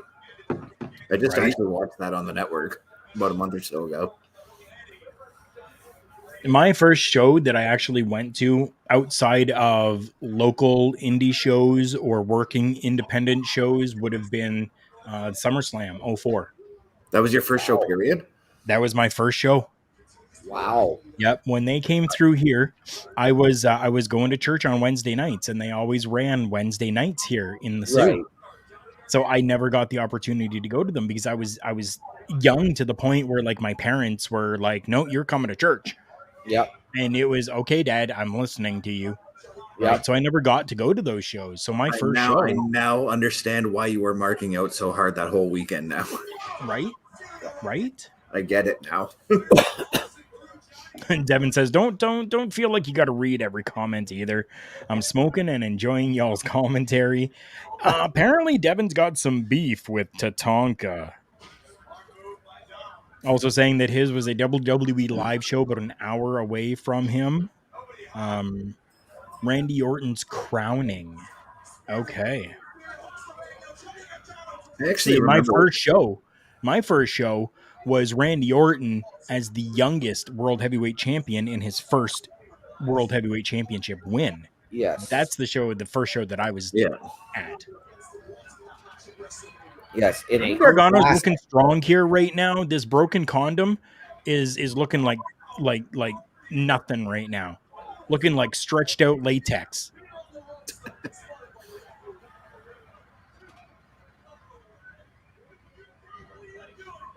I'll tell you though, when I first found out that WWF was coming to the Sioux in '94, my mom was she was marking out harder than I was. And when she found out, she's like, "Wait a minute, is it WWF or WCW that's coming here?" I'm like, "I don't fucking care. It's wrestling." Yeah, right. Yeah, exactly. I would have loved it. I remember. I loved if WCW came here too, though. Yeah, none of us, I think, ever got to attend a WCW show, even when they did Toronto or Detroit. And now, I mean, you look at the upcoming schedule of wrestling just coming between Toronto and Detroit in the next several months. Right. And that's just WWE. That's not including the 6 shows AEW is going to be doing. That's right. Right. Well, and I mean, then you figure you've got Impact Rebellion in Toronto again in April. Yep. You've got WWE doing SummerSlam in Detroit. They've got the SmackDown in August. Which sometimes sucks for us when they're going to like Detroit or going to Toronto.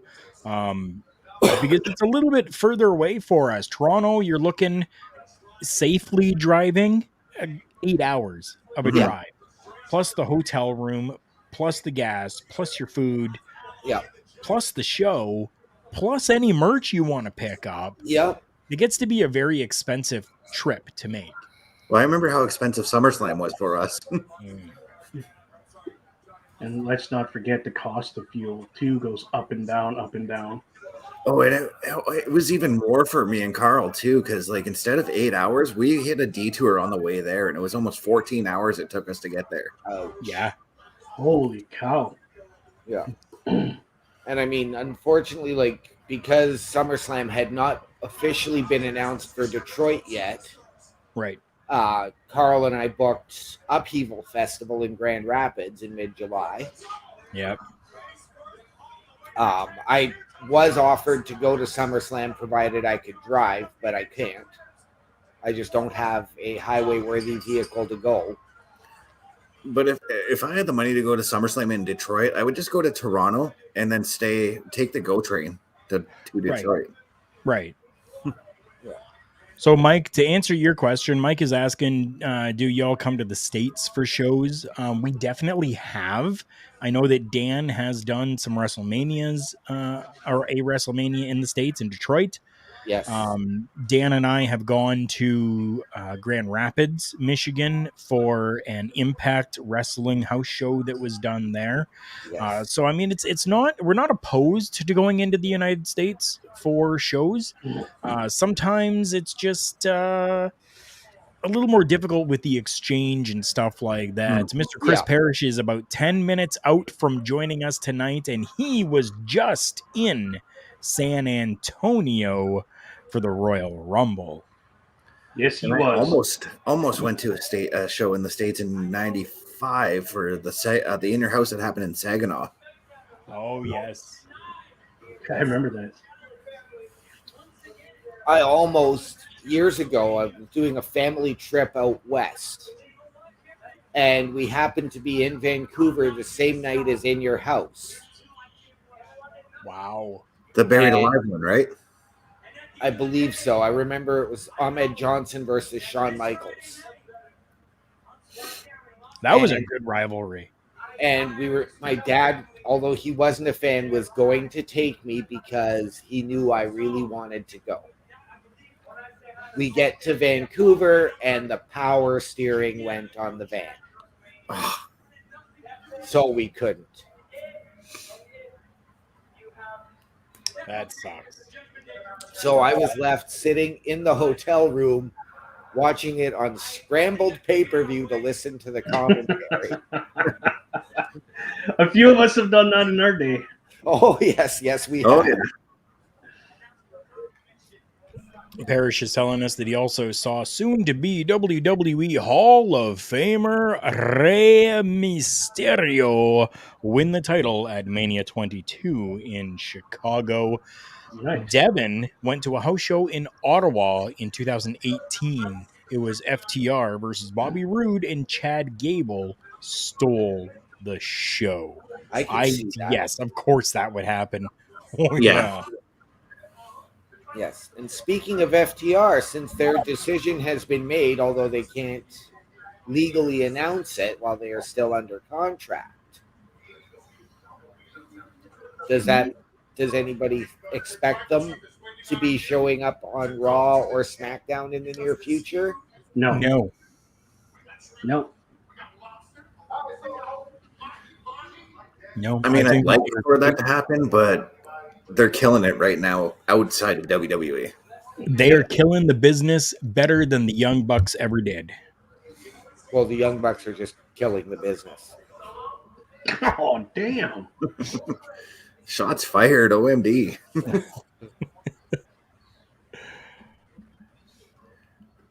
Wow. I find it funny though, like how much hatred the Young Bucks are getting when, like, not even 5 years ago everybody was loving them.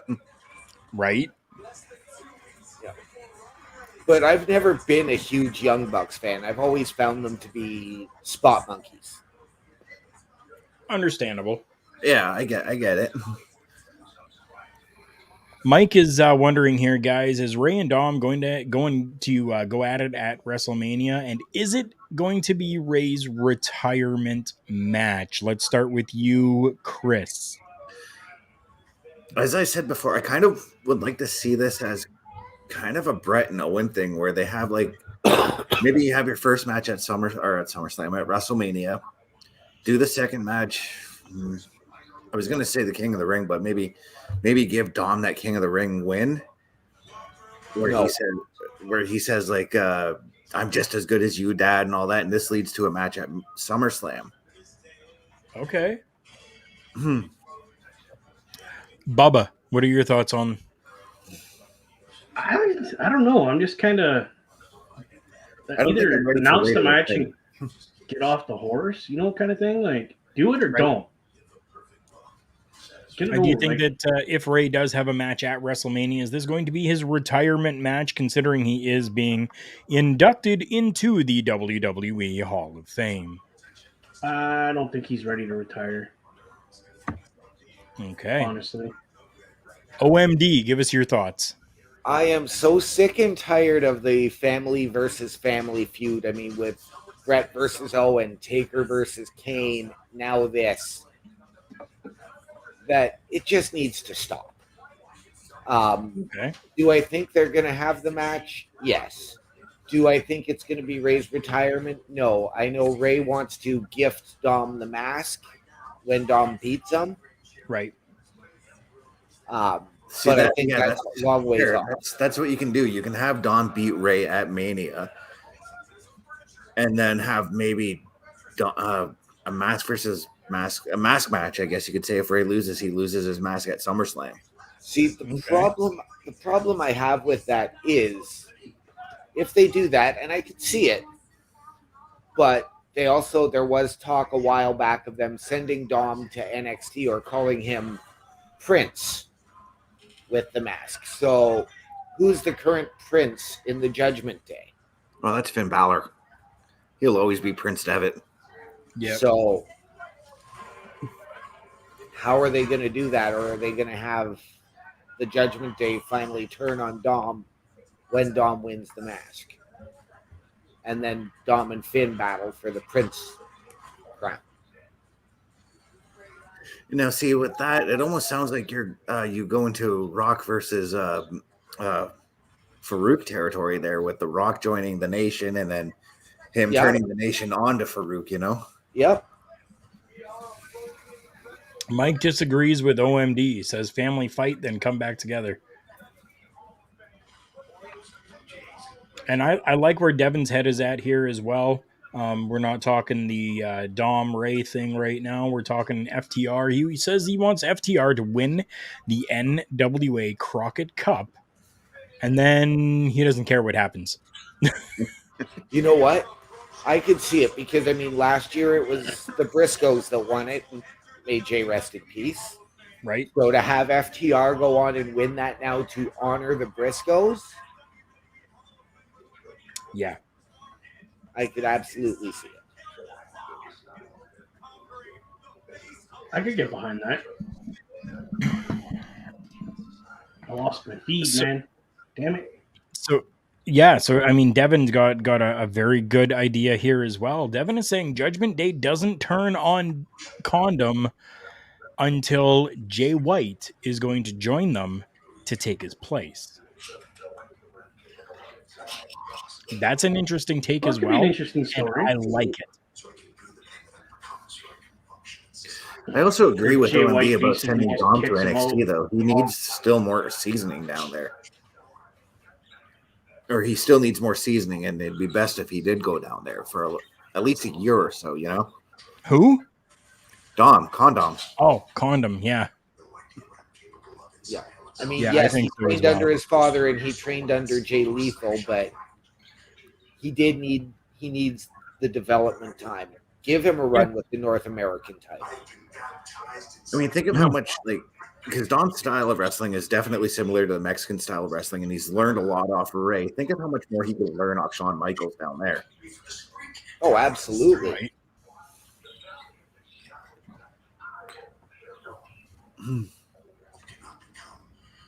Mike, I agree with you here. Mike saying that he's loving this promo from Edge.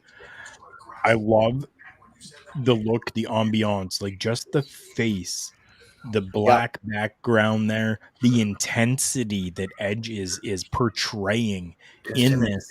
Yet it's very Jake the Snake reminiscent, where he's not really having to scream, but he's just using those words and those tones, those vocal tones, to be able to convey dominance.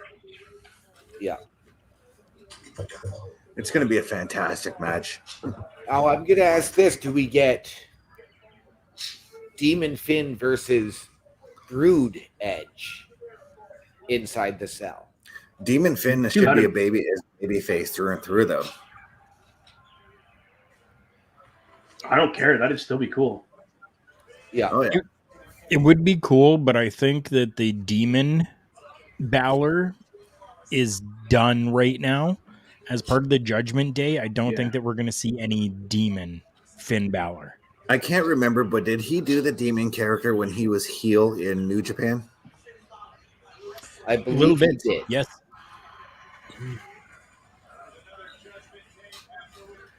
He did, and I seem last to week remember actually marking out for his demon character as a heel in New Japan. So last week, Finn said, "I've been inside Hell in a Cell or inside Hell, and they threw me out because they couldn't handle my demons."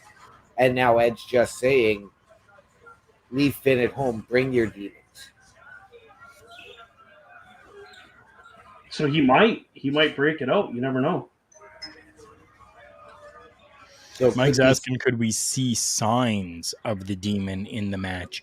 I think we definitely will see reminiscence of absolutely the demon in this matchup, but I don't think that like the full face paint and everything, I don't think that we're going to see that version of the demon, but I think we will see the demon character inside the ring, like the demon work, not the demon show. Okay. Yeah, I still want to see Demon Balor versus Bray Wyatt. I know it's a few years too late, but I still want to see it. Right? Didn't they? I know they had a match or two. Didn't they have one where it was Demon Finn and he got absolutely dismantled by?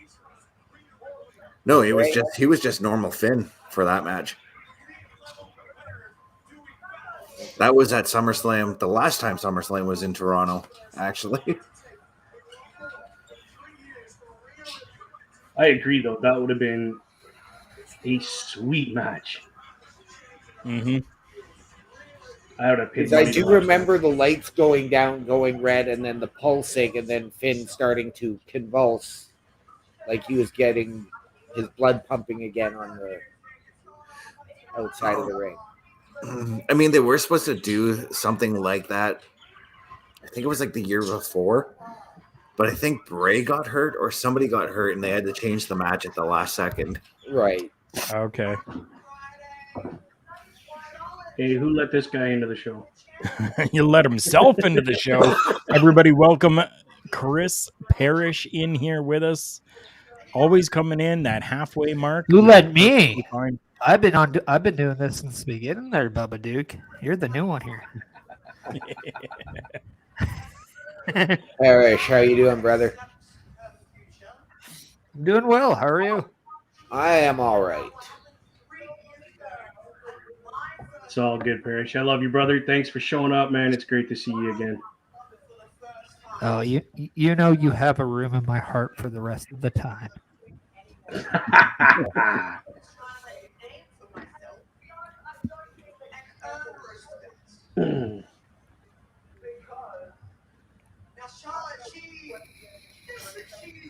So here's one for you, gentlemen, while we're listening to Mamacita give her little speech here.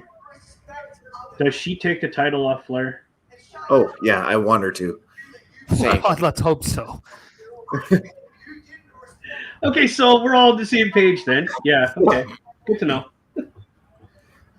Parrish, I don't know if you've been seeing or not, or if you saw from the beginning, but we have some friends with the Kicked Out crew that have come in to join us here tonight. In our chat. I do. I'm aware. We've had some DM messages today. Nice. Yeah. Even when I'm at work, I'm still active. Yeah. I understand that, brother. This new overlay for tomorrow's show, I'll put it up right now, give everybody a little bit of a sneak peek. We're going to be talking the Cena effect with Corporate Joe tomorrow. And that I did while I was at work. I had a little bit of downtime, so I did up that graphic and got things done as best I could before the show tomorrow. I've got enough, and I've kept going because that is what I do. And I know what you do is try to keep people down, but not me. Charlotte, you have to Oh, it's our pleasure, Mike. 100%. We're so happy to have people here discussing this with us and just enjoying watching professional wrestling as we just shoot the shit, really, about anything. Oh, yeah. This is the ultimate like boys club, I would say. Yep. Yeah. Like this epitome is what our local establishment really is. Yeah. But I don't care about your insecurities. And I don't care if you respect me. Rhea Ripley's missing a letter on her face. Because at WrestleMania, Shouldn't there be an F there as well? and I will be the biggest star Why? here in the WWE. Jason David Frank. May he rest in peace. Whose television's turned up? I'm hearing it. Not me. Loud. Probably coming. mine. Hearing it too. That's probably mine. Yeah, because Oh, my volume's everybody zero, so that's not me. Oh, Okay, we sure. got Bailey. Shoosh. Shush, Shoosh, please. All your insecurities are true. We have got Bailey on our screen right now. Okay, I'm still well behind you because Rhea's still cutting her promo with me. Well, then you have something to look forward to. That sweet round bottom. Does anybody else think if Zoe Stark is to be called up in the main roster, her as the fourth member to Damage Control would be fantastic? As the enforcer, yeah. Yeah. That would be an amazing idea. I do respect you. We all respect you. Anyone that puts Charlotte Flair in her place has the utmost respect from Dan. Bailey is just that girl next door, down to earth, like, damn. I kind of casted Bailey in a movie today. I've been playing this video game, Watch Dogs 2, and there's this character in there named Satara who looks exactly like Bailey. And Bailey needs to play her if they do that. That would be interesting. I thought you would say that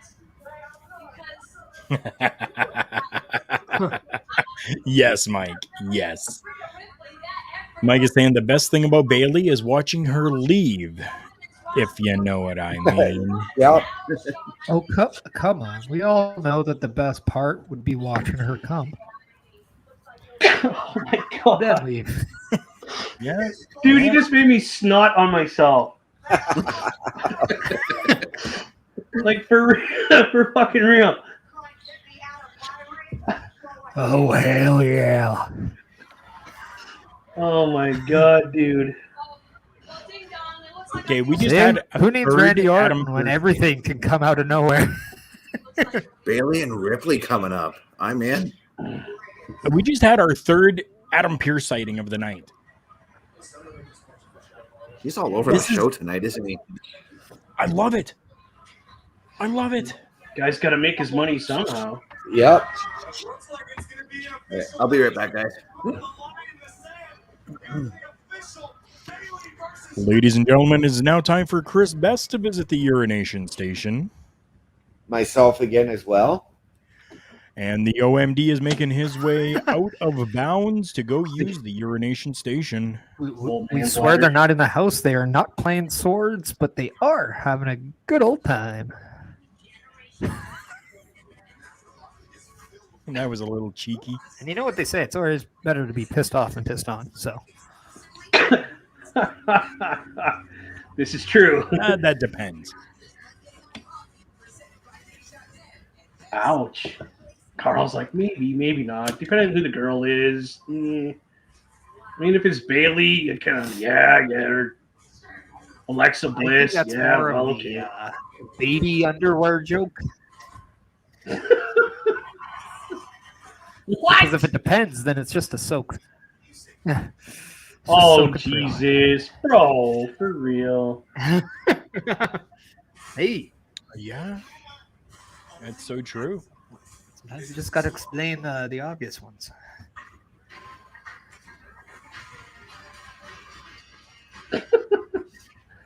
Come on, Bubba. You can't tell me that if Velvet Sky said, "Let me just piss all over you," In a heartbeat, bro. You already know that. Why do you even have to ask?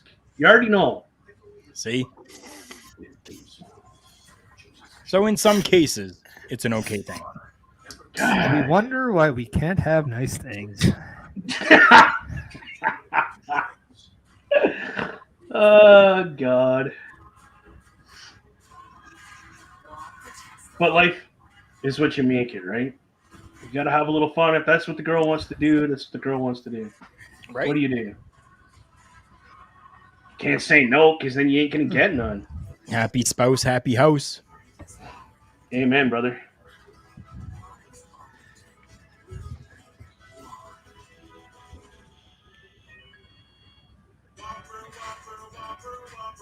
So, Parrish, I'm sorry that you had to hear about all of that pissing on people, but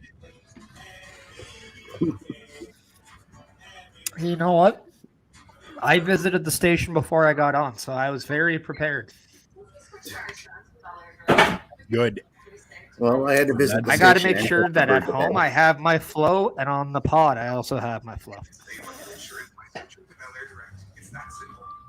Can never go wrong with a good flow.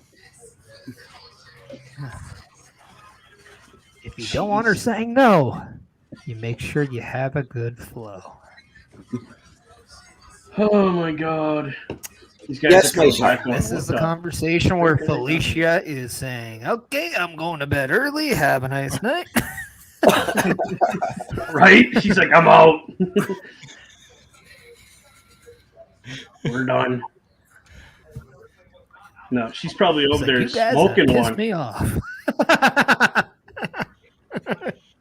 No, she probably rolled one and smoking it, going, "You guys are freaking retarded." She's just sitting there loving the sweet, sultry sounds of our voices. Yes, yes. Oh, yeah. He's just getting started. Wow, wow, wow.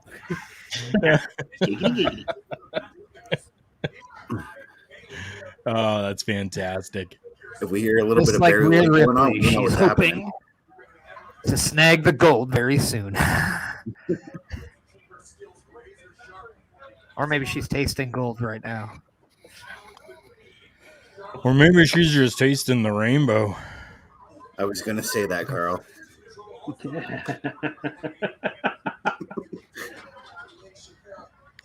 I mean, is there not a rainbow kush or something like that out there that's available? Oh, There actually is. I don't know, but I know my kush is more chocolate based than rainbow based. Think about it. I totally get what you mean. I'm black where it counts. That's all that matters. I don't have any black in me, but I've been in enough.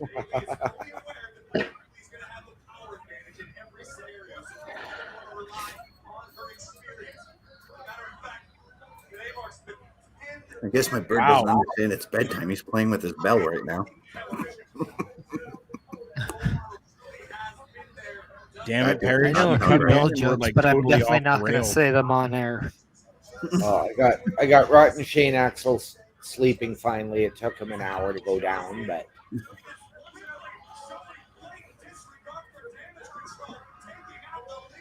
and this, ladies and gentlemen, is what happens when Chris Parrish joins us in the chats and in the video. It's not even all everything just goes off the rails.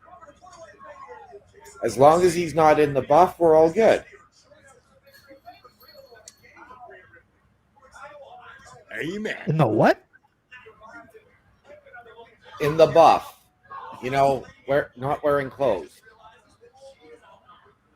Well, I mean, as long as you ain't naked, we're good. Buff, but I got the stuff. Actually, this is a great segue. The first time that I actually got with it with my wife was because of a show that I did with Buff Bagwell. Nice. Just what you thought. I couldn't take that anywhere. I went all around the bases. Home run, baby.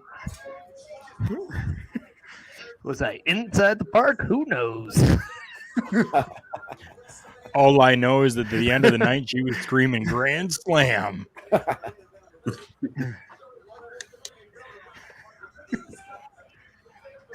Actually, I was up so many. We had the mercy rule, if you know what I mean.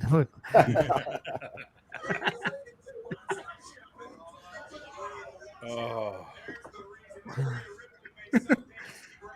And this is what we mean when we say that we talk about absolutely anything on this program. This is just a let loose, shoot the shit type of show while we watch professional wrestling and stare at Bailey's ass.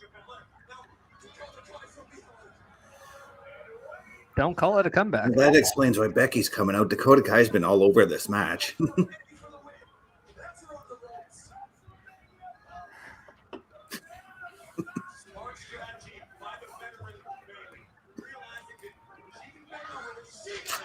So I talked about this last week on Turnbuckle Talk, and I want to get your guys' opinion on this. So every time that it seems that we need women for the WWE in whatever type of a capacity, we're always seeing Trish and Lita. Trish and Lita. Trish and Lita. Now, don't get me wrong. I enjoy watching Lita. Always have, always will. But what about some of these other women? Could they be used instead of Trish and Lita? Would it have the same impact that Trish and Lita have? Let's start with Parrish. What other women would you use? Because if it's current, I would say no, because I don't think anybody has the name value on the roster, with the exception of maybe 4 women that actually can help, and they have a better chance of elevating people nowadays because they have that whole package. Whereas if you bring Sam Molly Holly in, her name value isn't as high. But if you bring in an Ivory, she can't really perform in the ring as much as maybe a Lita or Trish could. So you kind of have to make sure that they have that both packages in the sense of, do they have the name value and can they actually help in the ring? And I think those are kind of the 2 best. And let's face it, during the Attitude Era, what 2 names were bigger than Trish Stratus and Lita? So the fact that they're still around, you got to execute that. Right. No, and I totally get that. Chris Best. I mean, I like having Trish and Lita around. I always enjoy every time they show up to do whatever it is they have to do. But I feel like it would be more refreshing if we saw somebody like maybe Melina or Victoria or Molly Holly, as Parrish had mentioned, show up and do a match here or there, you know? Baba?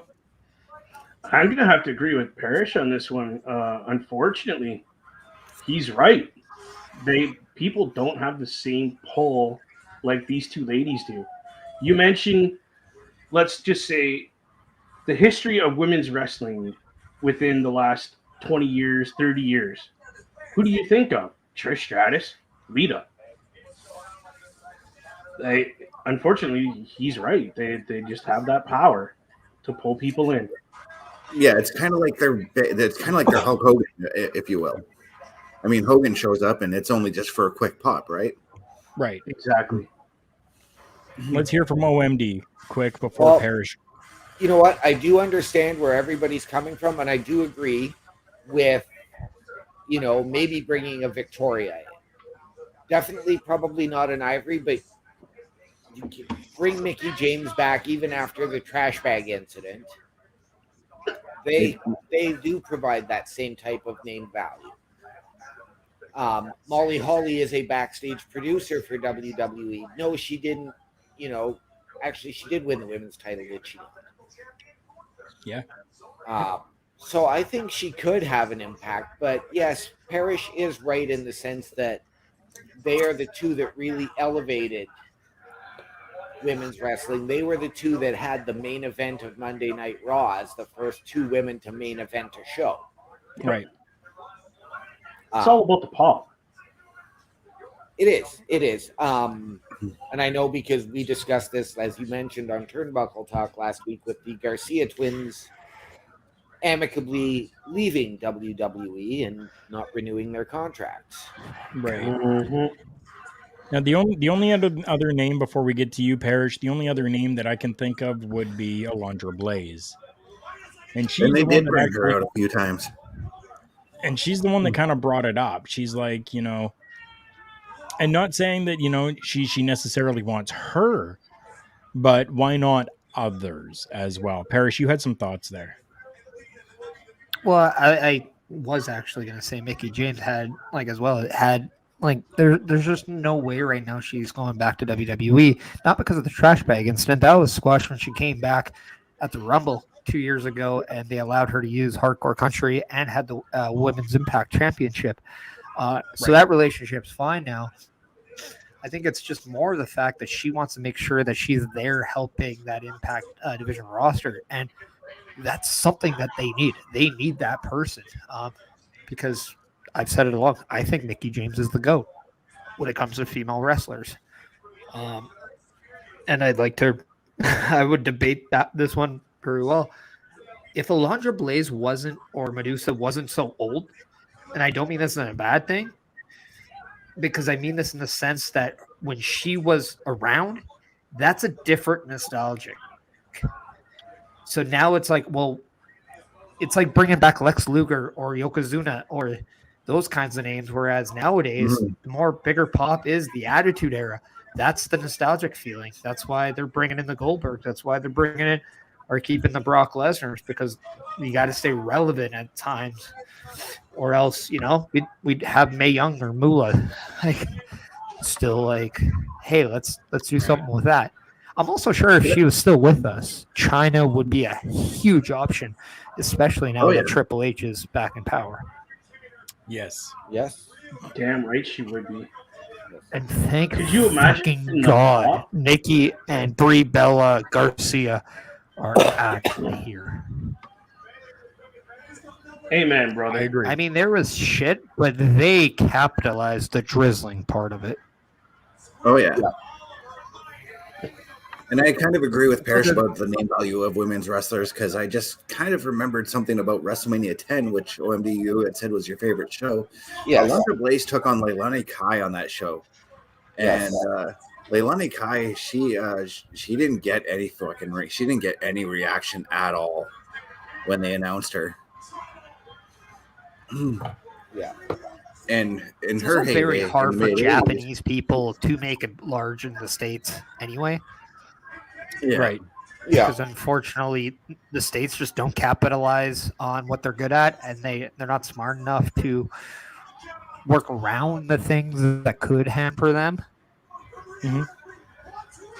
That's why I think Shinsuke deserves a lot. Him and Taka Michinoku, to be quite honest, as the two guys. Oh, yeah. Funaki did a great job in itself as well, but I'm going to put those two as they really, in my eyes, solidified themselves as two of the best Japanese wrestlers of all time.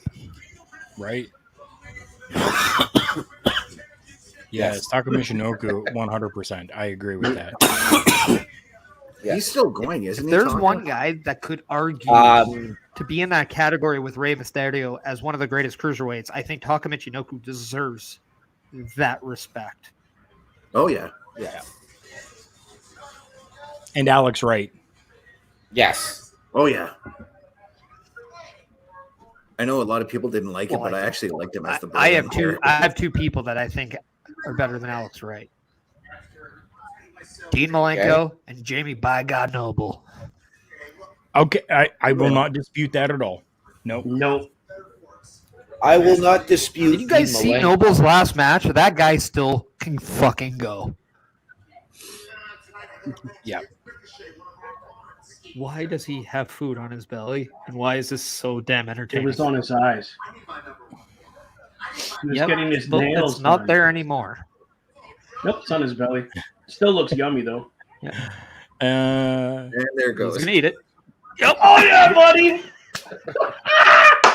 There you go, Bubba Duke. There's still hope for you. Oh yeah.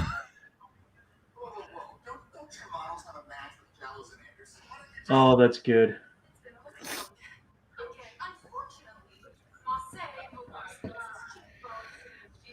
So what's going to happen here? This almost looks like they're flip-flopping with Otis right now, and which I don't like. I absolutely love Otis. Yeah, I don't want him turning heel. Yeah.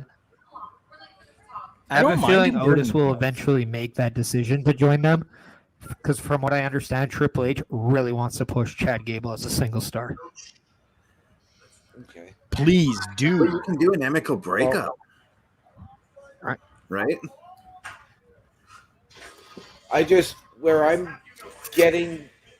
I'm entertained by it, but it's just bringing me back to the Otis and Mandy Rose segments, which were fantastic, and then they just stopped when they got switched off of the same brand. And now you're I gonna get what you're saying. try and do this same thing again. But did it work? It did. Oh, Parrish, this is what you wanted to see. Oh, thank God. This is so what I wanted to see. I'm muting you guys. I'm turning up my TV. He didn't even get TV out. He goes, I'm turning off my TV. Click.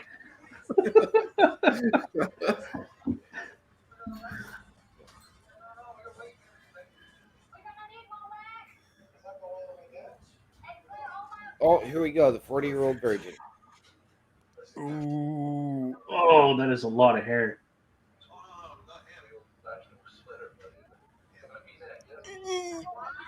Oh, God.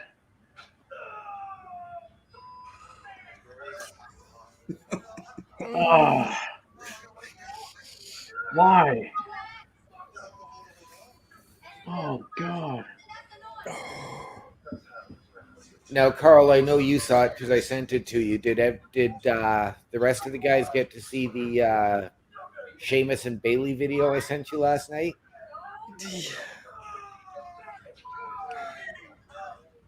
Oh. Oh, man.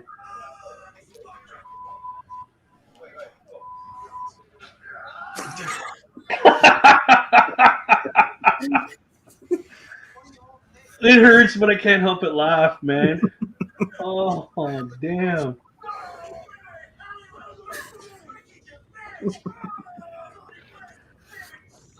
I remember that pain. Yep. I have done that when I was wrestling. I would do that. I remember Easily that the pain. best one so far. Oh, A little bit yes, it behind the was. scenes note on the actual scene. Steve Carell actually did that. That was all unscripted, that entire scene. Oh, damn. I'm pretty sure that was probably one take because Drew McIntyre did not hold back on showing real emotion there. Right? Did Yeah. you see him at the end trying not to laugh? He was corpsing hard. Yeah. Mike believes that Otis turns heel. I don't like At some the point, idea of I Otis think it's turning gonna heel. I really don't.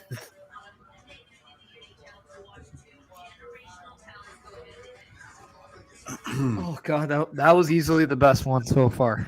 Yeah. That was funny, though. I could just That feel was. the pain. And the WrestleMania as a censored sign. What a beautiful touch. Right? I mean, Oh, as so good. all my past and current lovers say, the small things matter.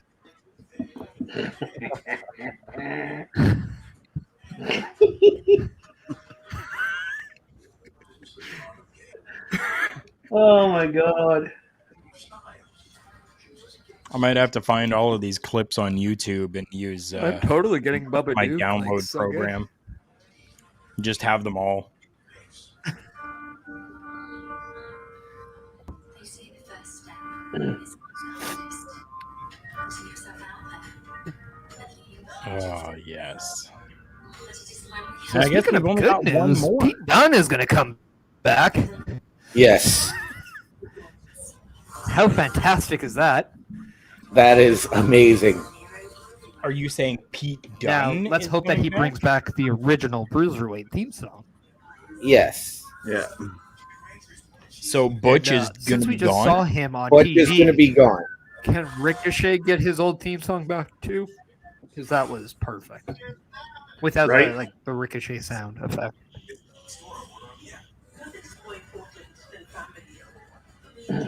That whole Butch shit was. Yep. Oh. And I know you and I discussed this, but when they decided to bring him up and call him Butch, all I could think of was the Bushwhackers. I was just going to say that when I was trying to. What was Not long after he changed over to Butch, I tried Googling him as Butch, Pete Dunne, and I kept getting Butch, the bushwhacker. Yeah. Weren't they thinking of changing Adam Cole's name to Butch? Budge. Like, wasn't that the rumor that there Budge. was it Budge? Well, I know Budge was the joke on too, BTE. but I can't recall who. Yeah, but they also wanted Adam Cole to cut his hair and be a manager because Vince saw him as too small to be a viable competitor.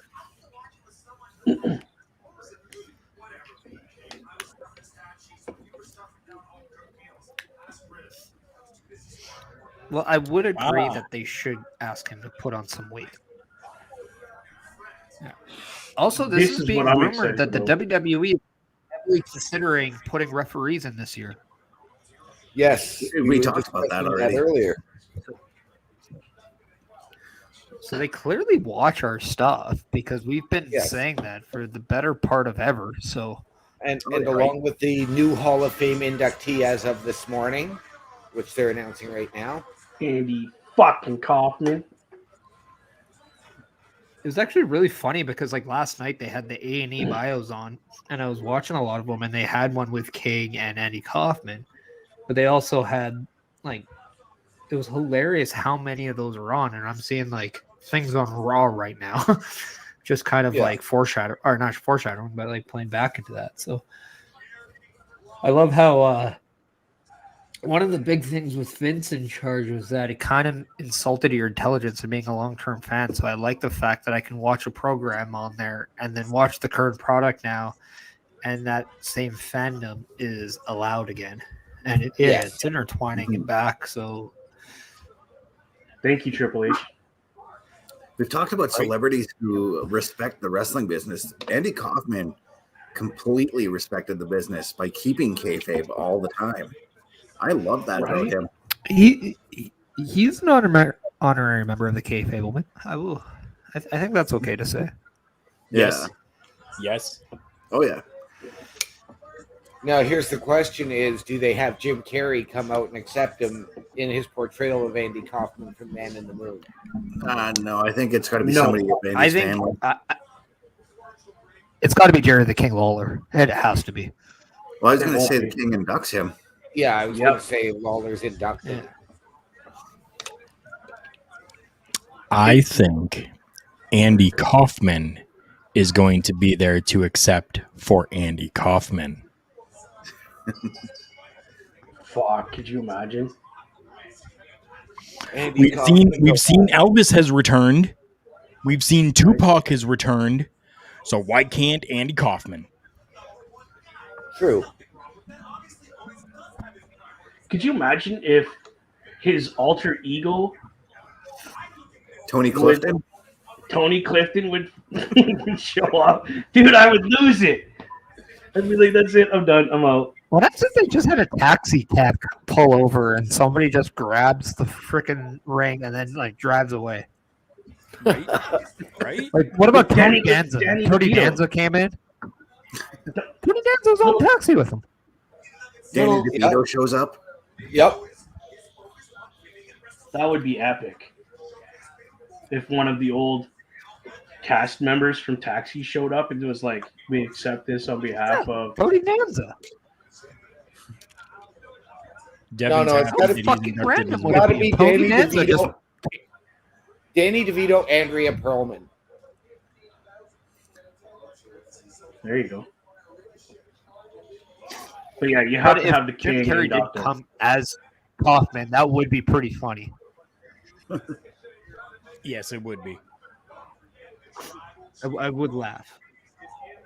You know what's really funny and ironic is that the other day I was actually watching Man on the Moon. Okay. The movie, I was watching it, and then now they announced that he's going to be in the Hall of Fame. I'm like, that's pretty cool.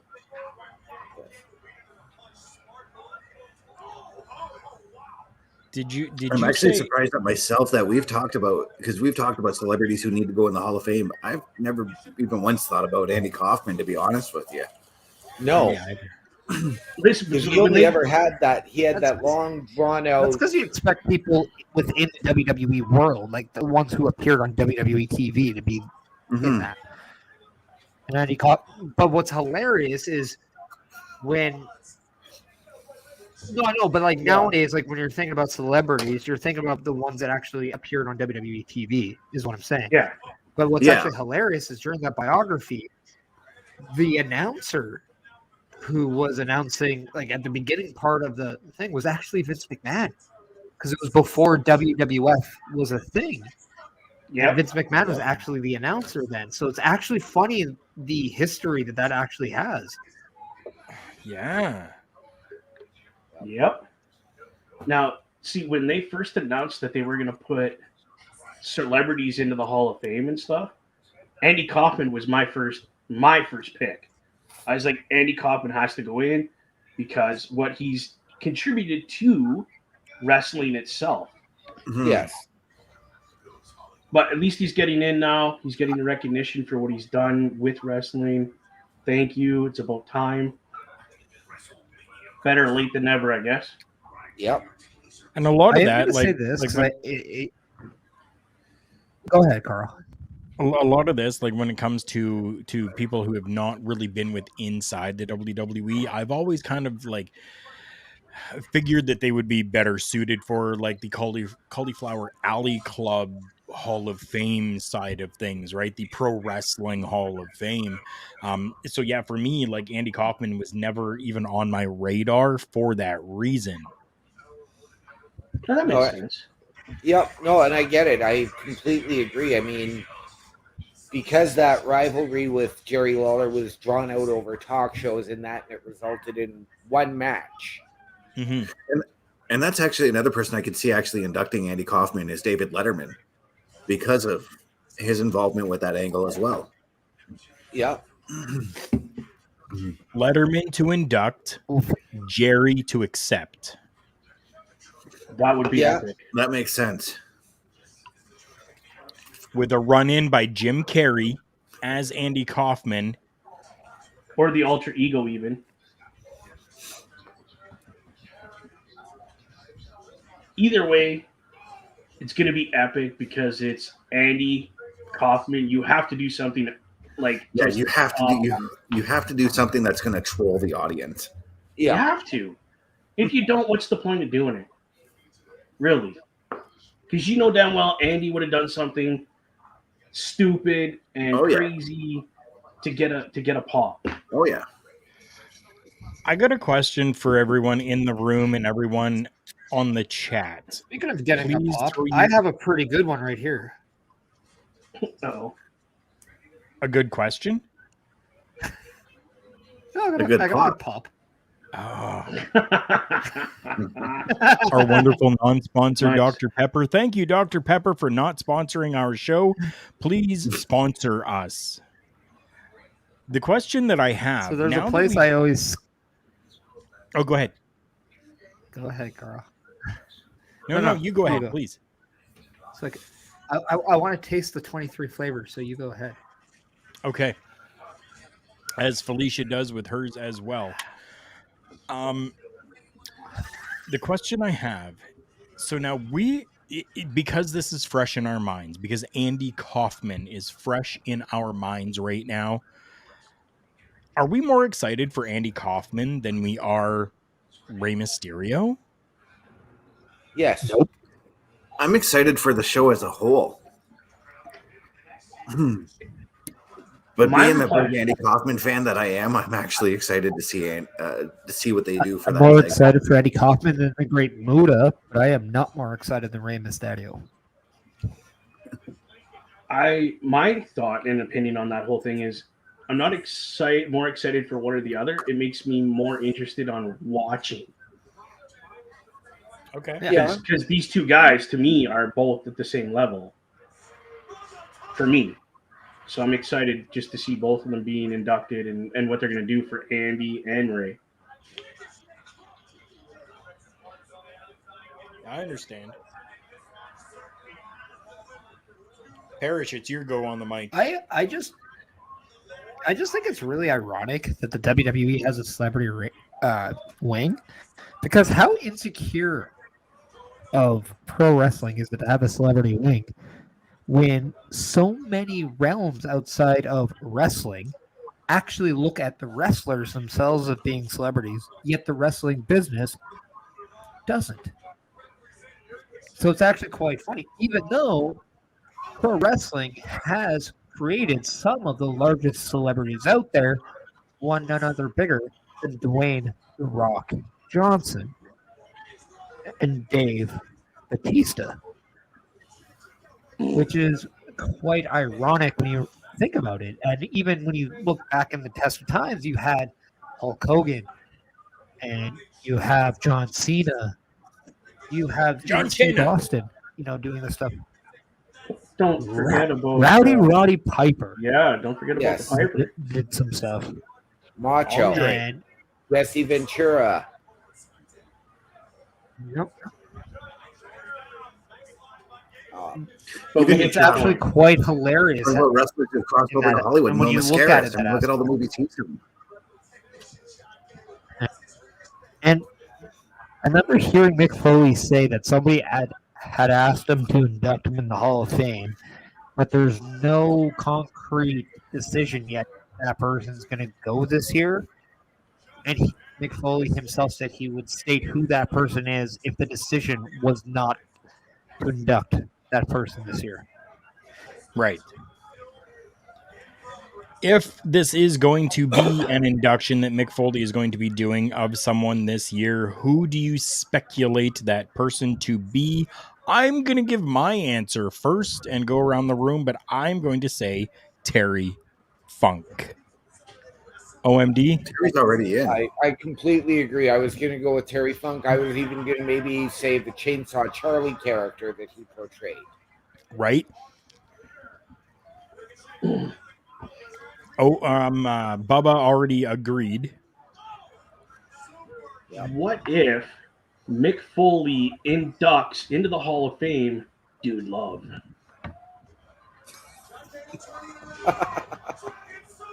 What if? What happens if it's the three faces of Foley? What if? Right? What if? Mankind, Cactus Jack, Dude Love, all at once. Triple ring that fucker. Let's get her done. Now here's a name because I actually know he is because I remember his son's inducting him. I was going to say Big Bad Invader, but he's already in. What about Too Cold Scorpio? Oh. There you go. Never thought of that one. I think for his, contributions with WCW and ECW, but not under the Flash Funk moniker that he had in WWE. So, and Chris Best, I know that 2009. Terry's already in. He got inducted in 2009. Yes, he did. But when I say Terry Funk, any incarnation, a different incarnation. Okay, that makes sense. But I was going to go Tommy Dreamer. Interesting. I think Tommy's still too busy with his Impact stuff. China's technically in under the DX banner. Yes. But Joni's mom has come out and said that she would be okay with Joni going in on her own. Mick Foley's the right person for that, though. And I don't either. I don't think Mick Foley's the right person for that. Definitely not. I think the only one that because can the relationship induct her they had is backstage. Hunter. If you want to think on a lower scale, because when you really look at it, what he's done for wrestling is pretty substantial. We just don't look at him as a giant name. But Al Snow could be that person. Could be. Yeah. What if it's Sabu? My friend and my brother Al Snow would be an amazing pick for that. It would be. Another name that I would love to have there as well, and this could even be somebody, because we all know that Mick Foley is this lovable guy in real life. Yes. He is such a down to earth person. But what if it's Barry Horowitz? We always bring him up when we do Hall of Fame talk. Always. I could get behind that 110%. That's right, Parrish. That's right. Pat the back. As much as we referred to him back in the day as Barry Horowitz. Everybody's favorite jobber, Barry Horowitz. Yep. And Mike does have a good point here. He says, I would agree with you, but if you watch the A&E documentary on China, Mick Foley had a lot to do in it. Well, Foley and her were best of friends during their time together in the WWE. Right. Yep. So I could see Joni's mama getting a hold of Mick Foley and going, hey, if this happens. Yep. Are you serious? WWE is doing a biography called Legends on Charlotte? Really? Yoko, that's the one I want to see. What in the actual Charlotte? Are you serious right now? Yokozuna one, definitely. I want to see that. Definitely, yeah. For sure. Nothing is more hilarious / sympathetic than seeing that video of Yoko on a forklift. Right. Because of his broken leg, yeah. And if I remember correctly, that was after Vader It's super sympathetic when you know why they're doing it, but if you don't and you just see a guy his size on a forklift, kind of funny. Yeah. Yeah. And I believe you're right, Bess. I was watching that yesterday, and my wife and her sister were laughing when they see a guy his size on a forklift. And they're like, why is he on a forklift? And I was like, yeah, because he had an injury, and that was the best way to move him. Yeah. Yep. Because he was quite a large individual. Mm-hmm. Well, at that point, wasn't he? It was after Vader bombed him as his knee, as he had his knee up on the ropes or something like that. Yeah. Which, by the way, that probably really would have hurt. Oh, I'm sure.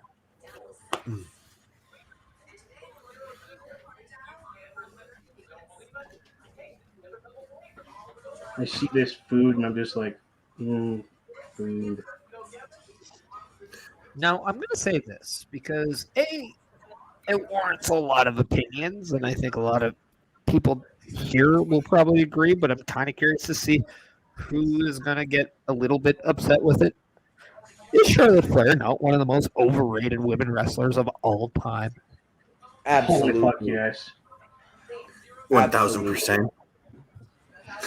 No arguments from any of the peanut gallery. We're all like, yep. She's literally just made her name off of her dad. Nothing is more entertaining to me than hearing Ric Flair talk about his daughter and how he thinks she is by far better than Neil Armstrong or anybody of stature in the world. Like, she is more important in this world than Terry Fox, which I say, go fuck yourself. That guy needs to replace the Queen on our money. If not, I really suggest Canada, you take a better look within yourself of understanding who the fuck you are as a country, because nobody of Terry Fox is more important to the history of this country. Right. But my God, she has been back for what, a better part of a fucking smart, and she's already being thrown into a position where if you watched her matches lately, you could put them in fast forward motion and they're still slow as fuck. Yep. Like, Well, she doesn't want to break of I want a match. She doesn't want to break another boob. Nobody's looking at her fucking boobs anyway. We're looking at her opponent's boobs because there's nothing of her that we want to look at. No. I'll put her. Ric Flair's son turned daughter. The only one that I would put Charlotte above is Sasha Banks. Yeah. Yeah. But Sasha overhypes herself. Yep. But I'd rather look at Charlotte than Sasha. Speak of the devil, there's Rick. Yeah, that was kind of funny. You said Ric Flair and he showed up. Yeah. We said his name too many times, but that for me is the absolute. But we've also mentioned Sean quite a bit tonight, so that's okay. He's the GOAT. That's okay. Yes. And that matchup is by far one of my favorite WrestleMania moments. Yes. Oh, yeah. I tear up every time still. Come on. Yep. I still say that that's his retirement match for me because I have not seen anything he's done in Impact, and I did not watch his retirement match from last year. I did, but I didn't see the we whole watched that thing. retirement match.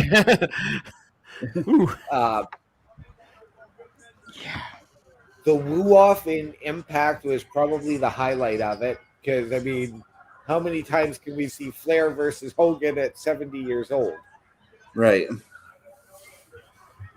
That was Jay Lethal with the woo-off. Didn't even want to stand.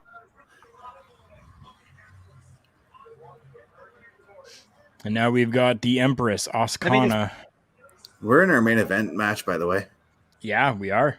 Yep. Yep. Already. Now, I've heard rumors that she is going to be leaving after WrestleMania to go back to Japan. Asuka? Nope. Yeah, No. that's what I heard. Nope. No, the only name I've heard Not that's happening. left and going back to Japan is Saray.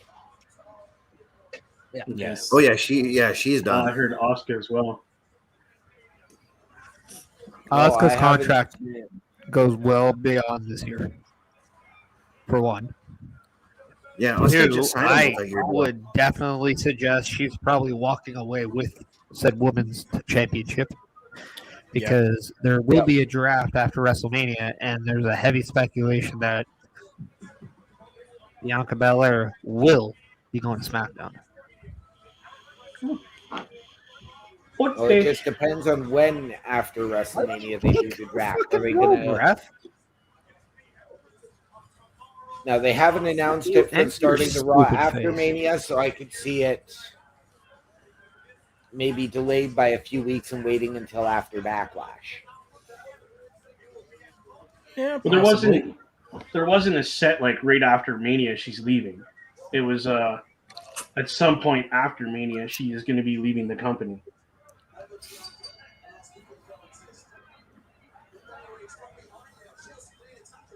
The hell is the match over already? I was going to say I didn't hear. No, it's because somebody has their audio going. Oh, It's OMD. He's that far behind us. Yeah, holy fuck! yeah, I am that far behind, and because I've got the larger headphones on, I need one ear open so that I can hear the show. I haven't heard anything except for what I hear from you guys. My shit's all muted.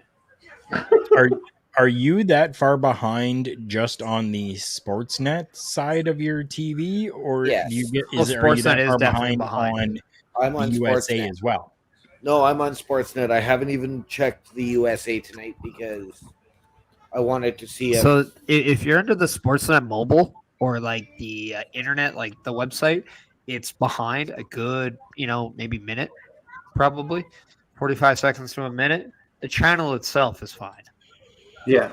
but well, see, It was always like that too, because even when I watch baseball on my phone, and if I'm coming in and turning it on my TV, there's always that 2-minute difference between what happens in the ball game versus what I'm seeing on TV.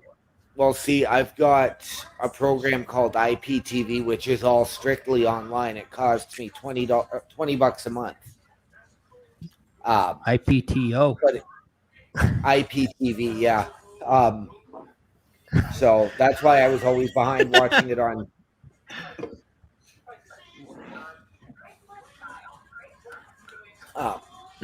USA, because I was having issues with Sportsnet actually keeping the signal through it, but tonight it's held up.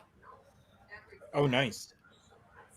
So now I still have to wait until the end of the show, but we'll Right. see if it cuts out right as Roman's speaking and says this channel is unavailable. But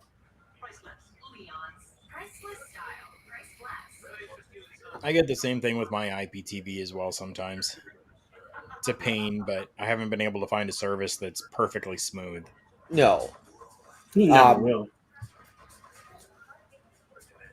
I'm not sure. I can't remember if I'm working yet on April 1st, but if you want to come down for Mania that night, bro, you're more than welcome. Don, Chris, you guys are welcome as well. Parrish, I would invite you, but you're just outside of Edmonton, so don't know if you could make it to the Sioux for that weekend. In a few weeks, yeah, I don't know. I'll start jogging right now. Yeah, well, it's a week from Saturday, so You got time. You can make it here in a week. yeah. Use your thumb and show some leg. I You'll get here in could no time. walk 500 miles. I will definitely let you know, though, Dan. Okay. Yeah. There's a good Yeah, I'm not chance sure I if might I'm be working. doing something for WrestleMania with one Tom Callhoop, so I might have to.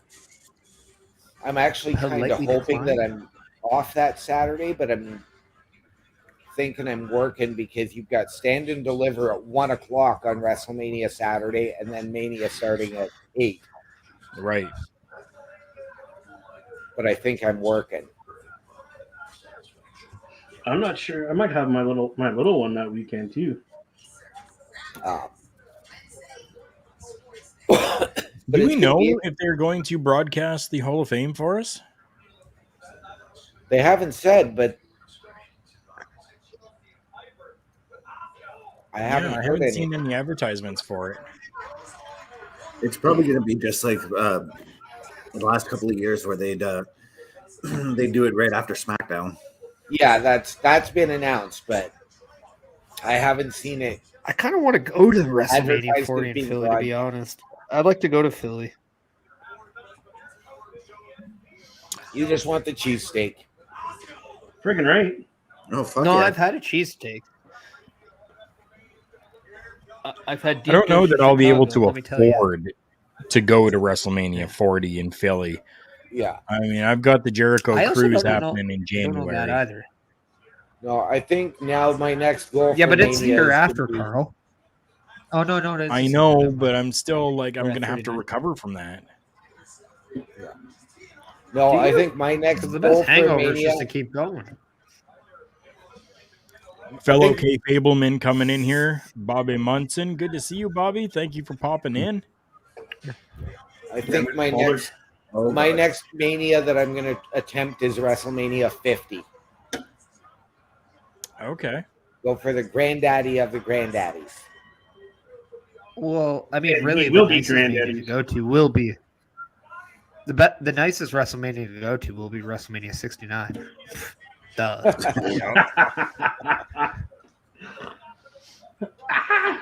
That's where we get the New Age live sex celebration. Yes. Right. The matches will all take place on hologram. But it will involve Billy and Chuck because we're progressive. Okay. Oh, Jesus. As long as Rico is there too, included somehow. Speaking of Rico, I just watched him on American Gladiators recently. Really? Like participating? He is now a policeman. Yeah, way before he joined the WWE. That's what he did before wrestling. Yep. He is now a policeman. Okay. Firefighter, I thought. Can somebody just beat the shit out of Bianca Belair, please? Because I would love to see that. Well, start your wish, Coach. I just want somebody to cut God. that stupid thing off her head. Yeah. Bianca definitely looking very, very, very strong, though. I'm gonna say something that is gonna be a whoa, but I think Sonya Deville should be the one to cut off her ponytail.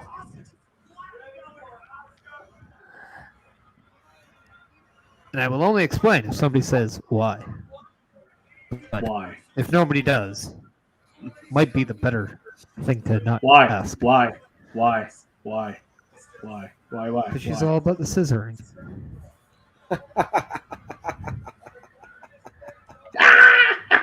That was coming. Devin, my new friend, Sonya? you never have to apologize for that. There's some Canadian is rubbing off onto Devin here as he says, "I'm sorry about this, Well, but Chelsea Green is hot AF." Yes. I don't Yes, disagree. she is. Yep. I mean, she is the hot mess, Laurel Van Ness, but Right?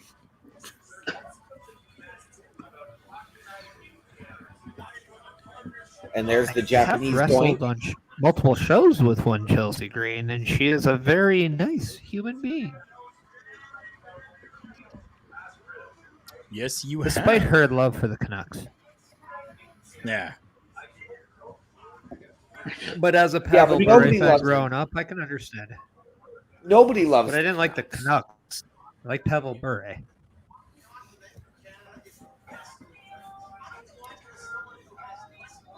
Oh no.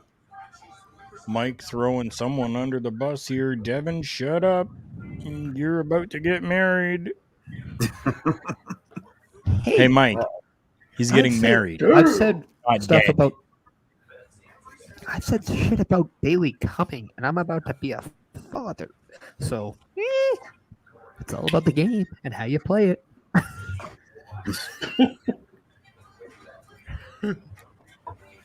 Devin's getting married. He's not dead. Yep. Yeah. I mean, No, he's just got a life he's sentence. kind of close though. He's just got a life sentence. Oh, Devin says she's asleep on the couch. I'm good. See, that's like marriage pro tip 101.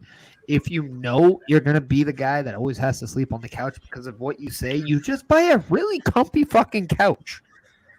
Right? I mean, Or if you want to avoid all of that, just get yourself a girlfriend that likes looking at women as much as you do. Bada bing, bada boom. I'd rather be Joey Tribbiani than Ross Geller any day of the week, man. Just gonna say.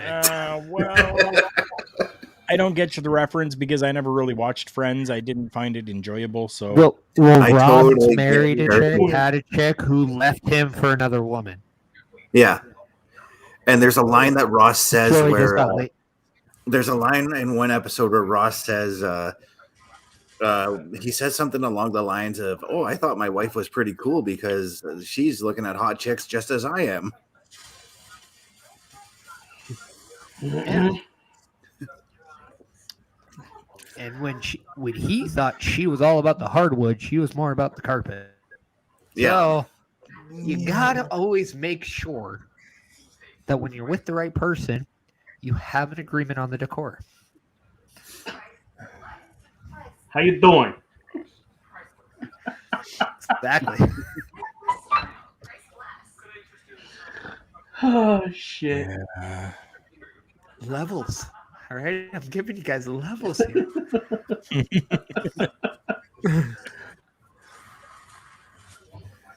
Oh, fuck.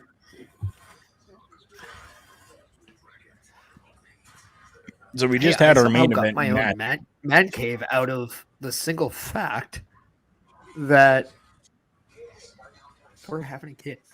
I got a man cave out of that. All right, think about how well that was played off in my end. I've got mine right here.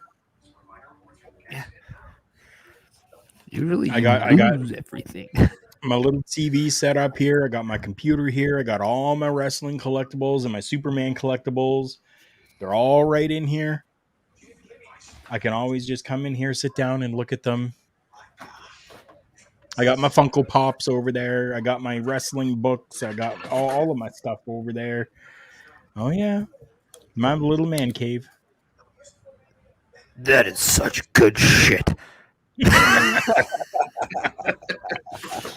chance. That's what you got. Oh yes. Oh, that was perfect. Tribal Chief coming out now. Yep. Hey, somebody had a sign there that Love said due to the Alton. glare that it's just Seth freaking Allins on the sign. Somebody had a sign in the crowd that said Alton acknowledges the tribal chief. I have family that lives in that area. Okay. Triple H is bringing Mick Foley back to WWE TV next week. It has been claimed. It is unclear whether Foley is referring to SmackDown or the Hall of Fame ceremony, for both of which are scheduled for Friday next week.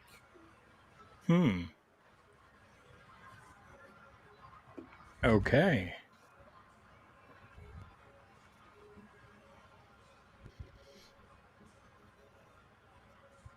So let's hope it's Monday so that we can all be here to discuss it when it happens. Well, they're saying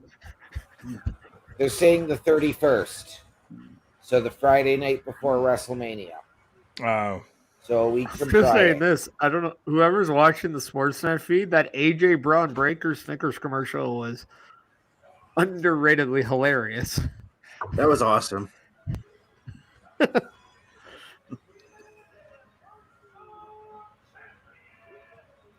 I'm watching on the Shaw app, so I got this 360 up. Yeah, you got. I'm watching. Yeah, that'd be 360. USA feed. USA.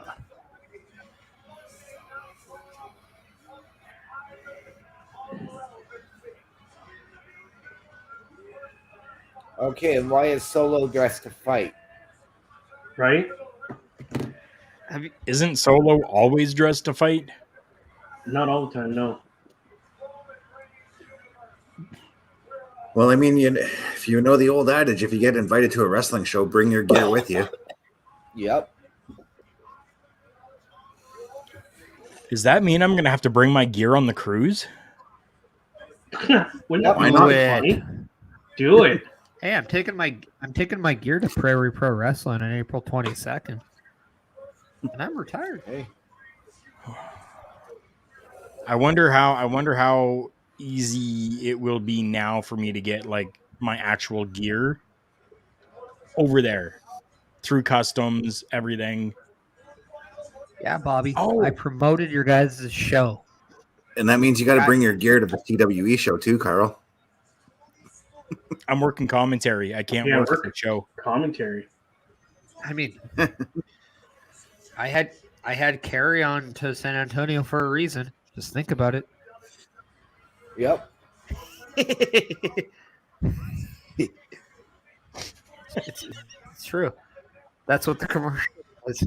That's what AJ told Braun. It was fun. Yeah. Not what I expected, but so good. Also, I just want to let people know that it is official that as of right now, Jay White has not decided which company he's talking to, but he is in fact in talks with both AEW and WWE. But a source of mine says he is leaning towards WWE. Wow. Yes, please. However, we talked about this earlier, and I Nothing is want the people that are solely WWE watchers to see the greatness that I see in Jay White. Yep. part of me just feels that if he really wanted to go to AEW, it would have been a done deal by now. But with the fact that WrestleMania is just around the corner and the Raw after Mania is a thing, it leads me to believe the fact that he has not signed or gone anywhere yet, because why would they waste time in AEW? It's not Tony Khan's style to wait. He blows his load quicker than a 14-year-old. So why would that even be a consideration? But the fact that WWE likes to play it out a little bit, and with Raw after Mania being a possibility, leads me to believe that Jay White and WWE are a closer and better fit than AEW and Jay White himself. There's one thing I'm wondering about for whether it's SmackDown next Friday or WrestleMania, and that is the Andre the Giant Memorial Battle Royal.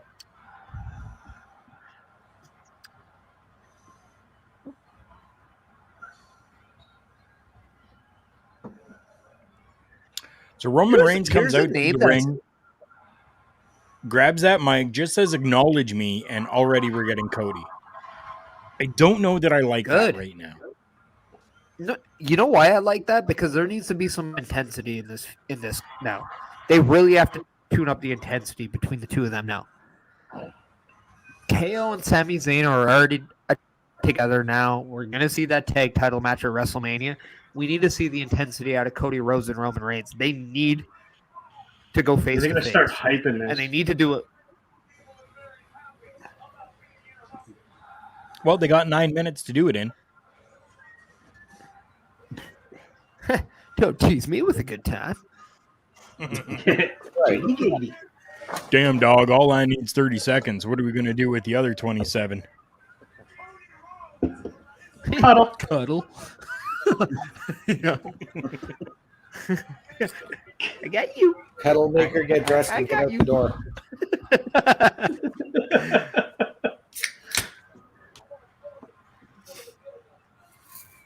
So Devin is correct when they say that AEW actually had Jay White on TV when he was still signed with New Japan Pro Wrestling. Yes, as did Impact. And with Forbidden Door 2 being a thing, you would assume that if he wasn't leaving New Japan, he'd be in that conversation. But yes, and I mean Forbidden Door 2 coming to Toronto.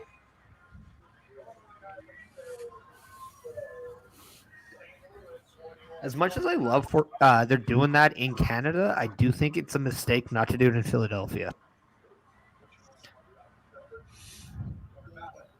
Okay, would you care to elaborate? Simply because when it comes to the hardcore wrestling audience, I do believe Philadelphia is a top 2 hardcore wrestling crowd, and I emphasize the word hardcore.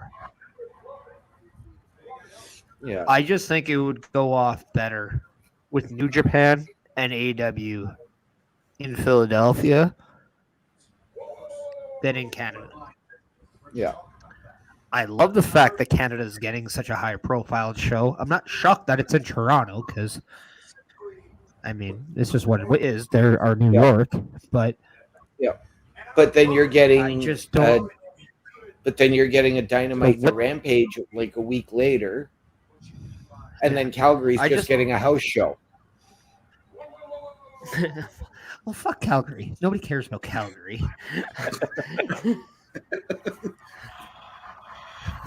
Devin's letting us know that Cody is his favorite in all of wrestling right now, and I want to get this in here as well. Mike says, I want to say thank you for having Devin and myself on from the Kick Out crew on. This was fun, and we had a great time, and can't wait to have y'all on with us. And we can't wait for that either. Myself, Parrish, and this man, Bobby, Video Bro Bobby Munson.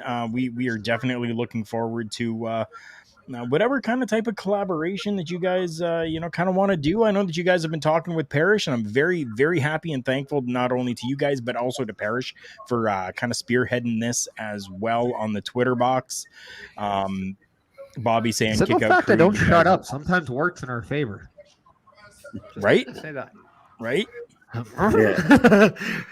And Parrish, I'm going to leave Bobby's comment down there for you. I mean, I wouldn't do it in the arena. I would do it in one of their, like the hockey arena that clearly has more than 2,300, or possibly where the Eagles play, which clearly has a lot more than 2,300. I'm just saying, go big or go home, and I just don't know if Toronto is the proper place for it. It's no disrespect to Toronto, but there's not really a lot of Canadian ties to this event. Right. So it just feels out of place Oh. in destination.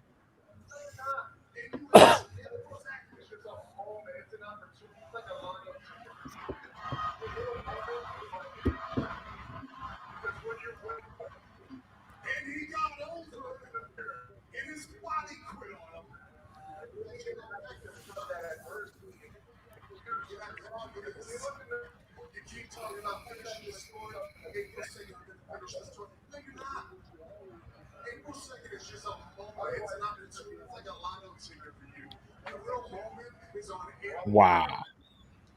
Wow. Is this the intensity you were looking for? That, and I kind of want to see them beat the shit out of each other. I'm not gonna lie. There needs to be some fisticuffs. Also, I'm still gonna say it flat out. Dustin Rhodes is the perfect person to eliminate the Solo Sikoa problem at WrestleMania. And Sami Zayn and Kevin Owens are the perfect people to eliminate the Uso problem. Is his deal with AEW done now? Nope. No, but if Dustin Rhodes flat out said, I don't want to be here anymore, will Tony Khan actually give it to him? I believe he would. Yeah. Oh, yeah. Yeah. If there's one person that in my heart, God damn it, does he deserve not only the more respect out of the people, but a Hall of Fame nod, it is this guy right here. Oh, yeah. Yeah. 1,000,000%. Really, dude? And as much as you know, like people, how people see Tony Khan Man, as Shiv likes to affectionately call him, I do believe that if it was asked, that Tony would do what's good for business and what's good for that person's business. Absolutely. Mm-hmm.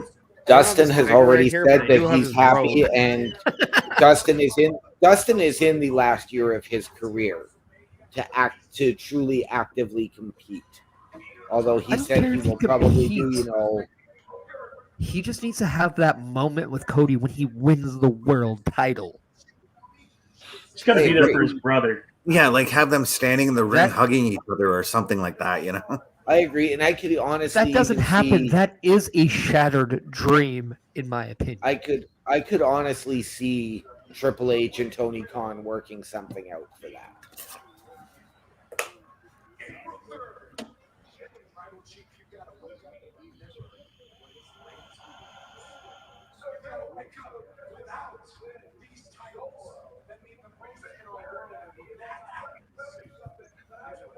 I'm going to say this. Cody Rhodes is by far, in my opinion, one of the top guys on the stick.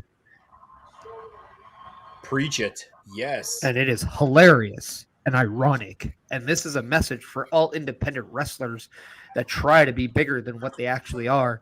Sometimes talking from the heart and talking with this means a lot more than the idiotic bullshit you think gets over. Yep. That's a shoot. And I will gladly fucking tell people that, because there is a lot of independent people that overthink everything. And the KISS that wasn't slogan, keep it simple, stupid, needs to be locked in their minds. That wasn't just a shoot. That was an RF video shoot. Ugh. But for all of our friends that are here with us, I do want to let all of you know that Bobby Munson is going to be doing a watch along as well for the AEW Elevation episode with a plethora of our Canadian friends after Monday Night Raw.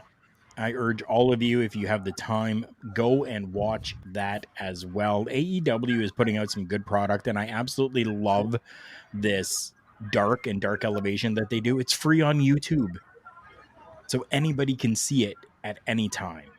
And yes, we have some Canadian friends that are going to be on this episode. When is the elevation, by the way?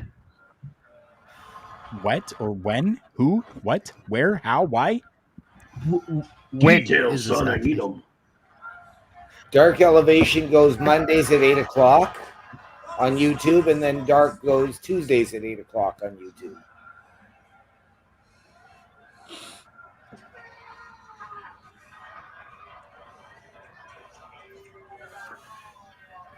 And there we have it. Monday Night Raw has finished for another week. That was an intense Ending out. finish, by the way. Hey? That was very intense, that ending.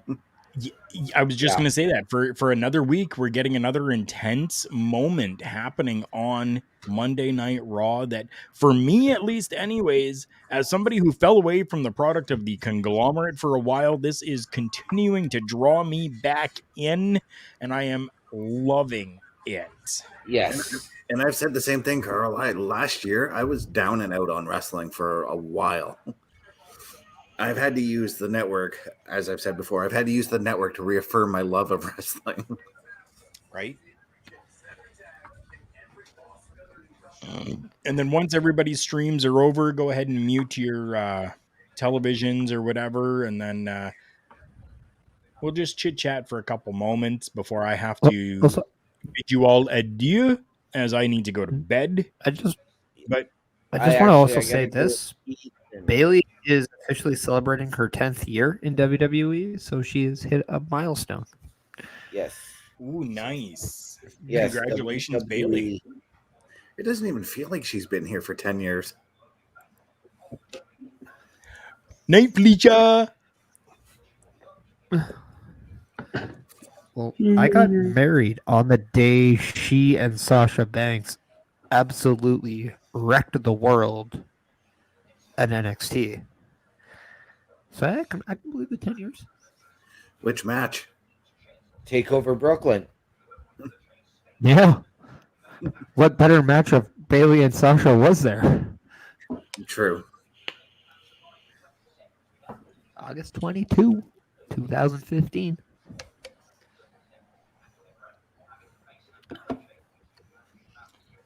All right, everyone. Again, that was it. That was another Monday Night Raw. We're just over 3 hours in this broadcast right now. You've seen in the ticker down below all night everything for our local establishment. Go and give all of that a follow. Please go and follow the YouTube channel. Hit that subscribe button. Ring that notification bell so that you know when a new video starts or is dropped. Help us get those watch hours up. And if you like what you see and what you hear, please share it with a friend and let them become part of this local establishment as well. We would love to have as many people as we possibly can with us on any of the shows that we do, whether it's Monday, Tuesday, Thursday, Friday, Sunday mornings. Well, more brunch, but yeah, absolutely fantastic. I'm going to say goodbye, and I'm going to leave everything in the capable hands of Mr. Chris Parrish. You guys can chat and finish everything out and end the broadcast when you are ready to. Keep in mind that Bobby is going to be doing, again, that watch-along for AEW Evolution tonight, as a bunch of our Canadian friends are Elevation. on that episode. Yes, AEW Elevation. All right, bro. Okay. Till next Monday. Until tomorrow, make sure that you're joining me for Turnbuckle Talk with Corporate Joe. Yes, that's right. We've got Corporate Joe, where we're going to be talking about the Cena effect. Tomorrow night, 8:05 p.m. Eastern Standard Time. Thank you. Goodbye. Good night. And good night.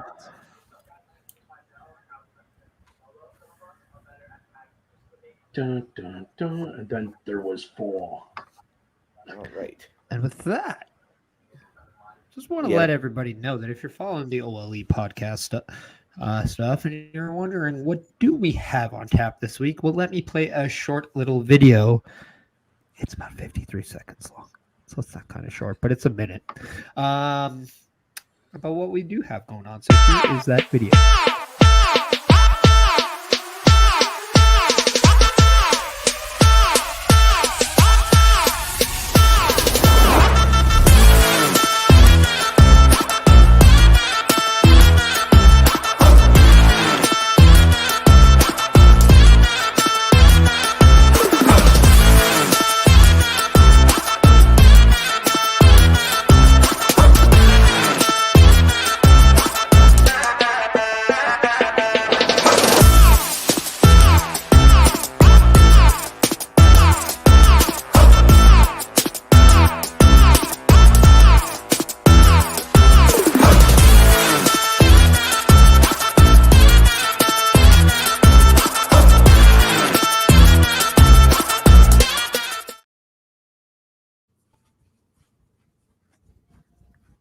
As we lost Babadook, now there's 3, but we want to also just fair everyone a Duke. Yeah, we lost Babadook, but I just want to let everybody know and go around the table. Chris Best, where can people find you on social media? You can look me up on YouTube, CBRS Entertainment. Still not really posting much there just yet. I'm still ironing out some details on what I want to do with that channel right now. OM, do you have social medias that you would like to plug? I do. You can find me or hit me up on Snapchat at One Man Dynamic, or on Facebook, Daniel Horisic. Awesome. And we don't have any tickers for you guys, so I apologize. We got to make those, but I do have one right here. You can follow me on the Twitter at Chris Parrish, Instagram Chris.Parrish, Twitch at the Chris Parrish, YouTube at Chris Parrish. You can see me on the OLE stuff this Sunday at Busting Out, where we celebrate our 30th episode, and we have one Tom Collahue as our guest. So please check that out. Mike, thank you so much for the kind words. We appreciate that. I am looking forward to working with you guys. It's going to be fun. Bobby is very excited for episode 30. I am too. It is going to be amazing. I can't wait. But unless you guys have anything else that you want to add, we will probably say goodnight. Do you guys have anything else to add? I'm good. I'm good. I've got to go and eat. I've got.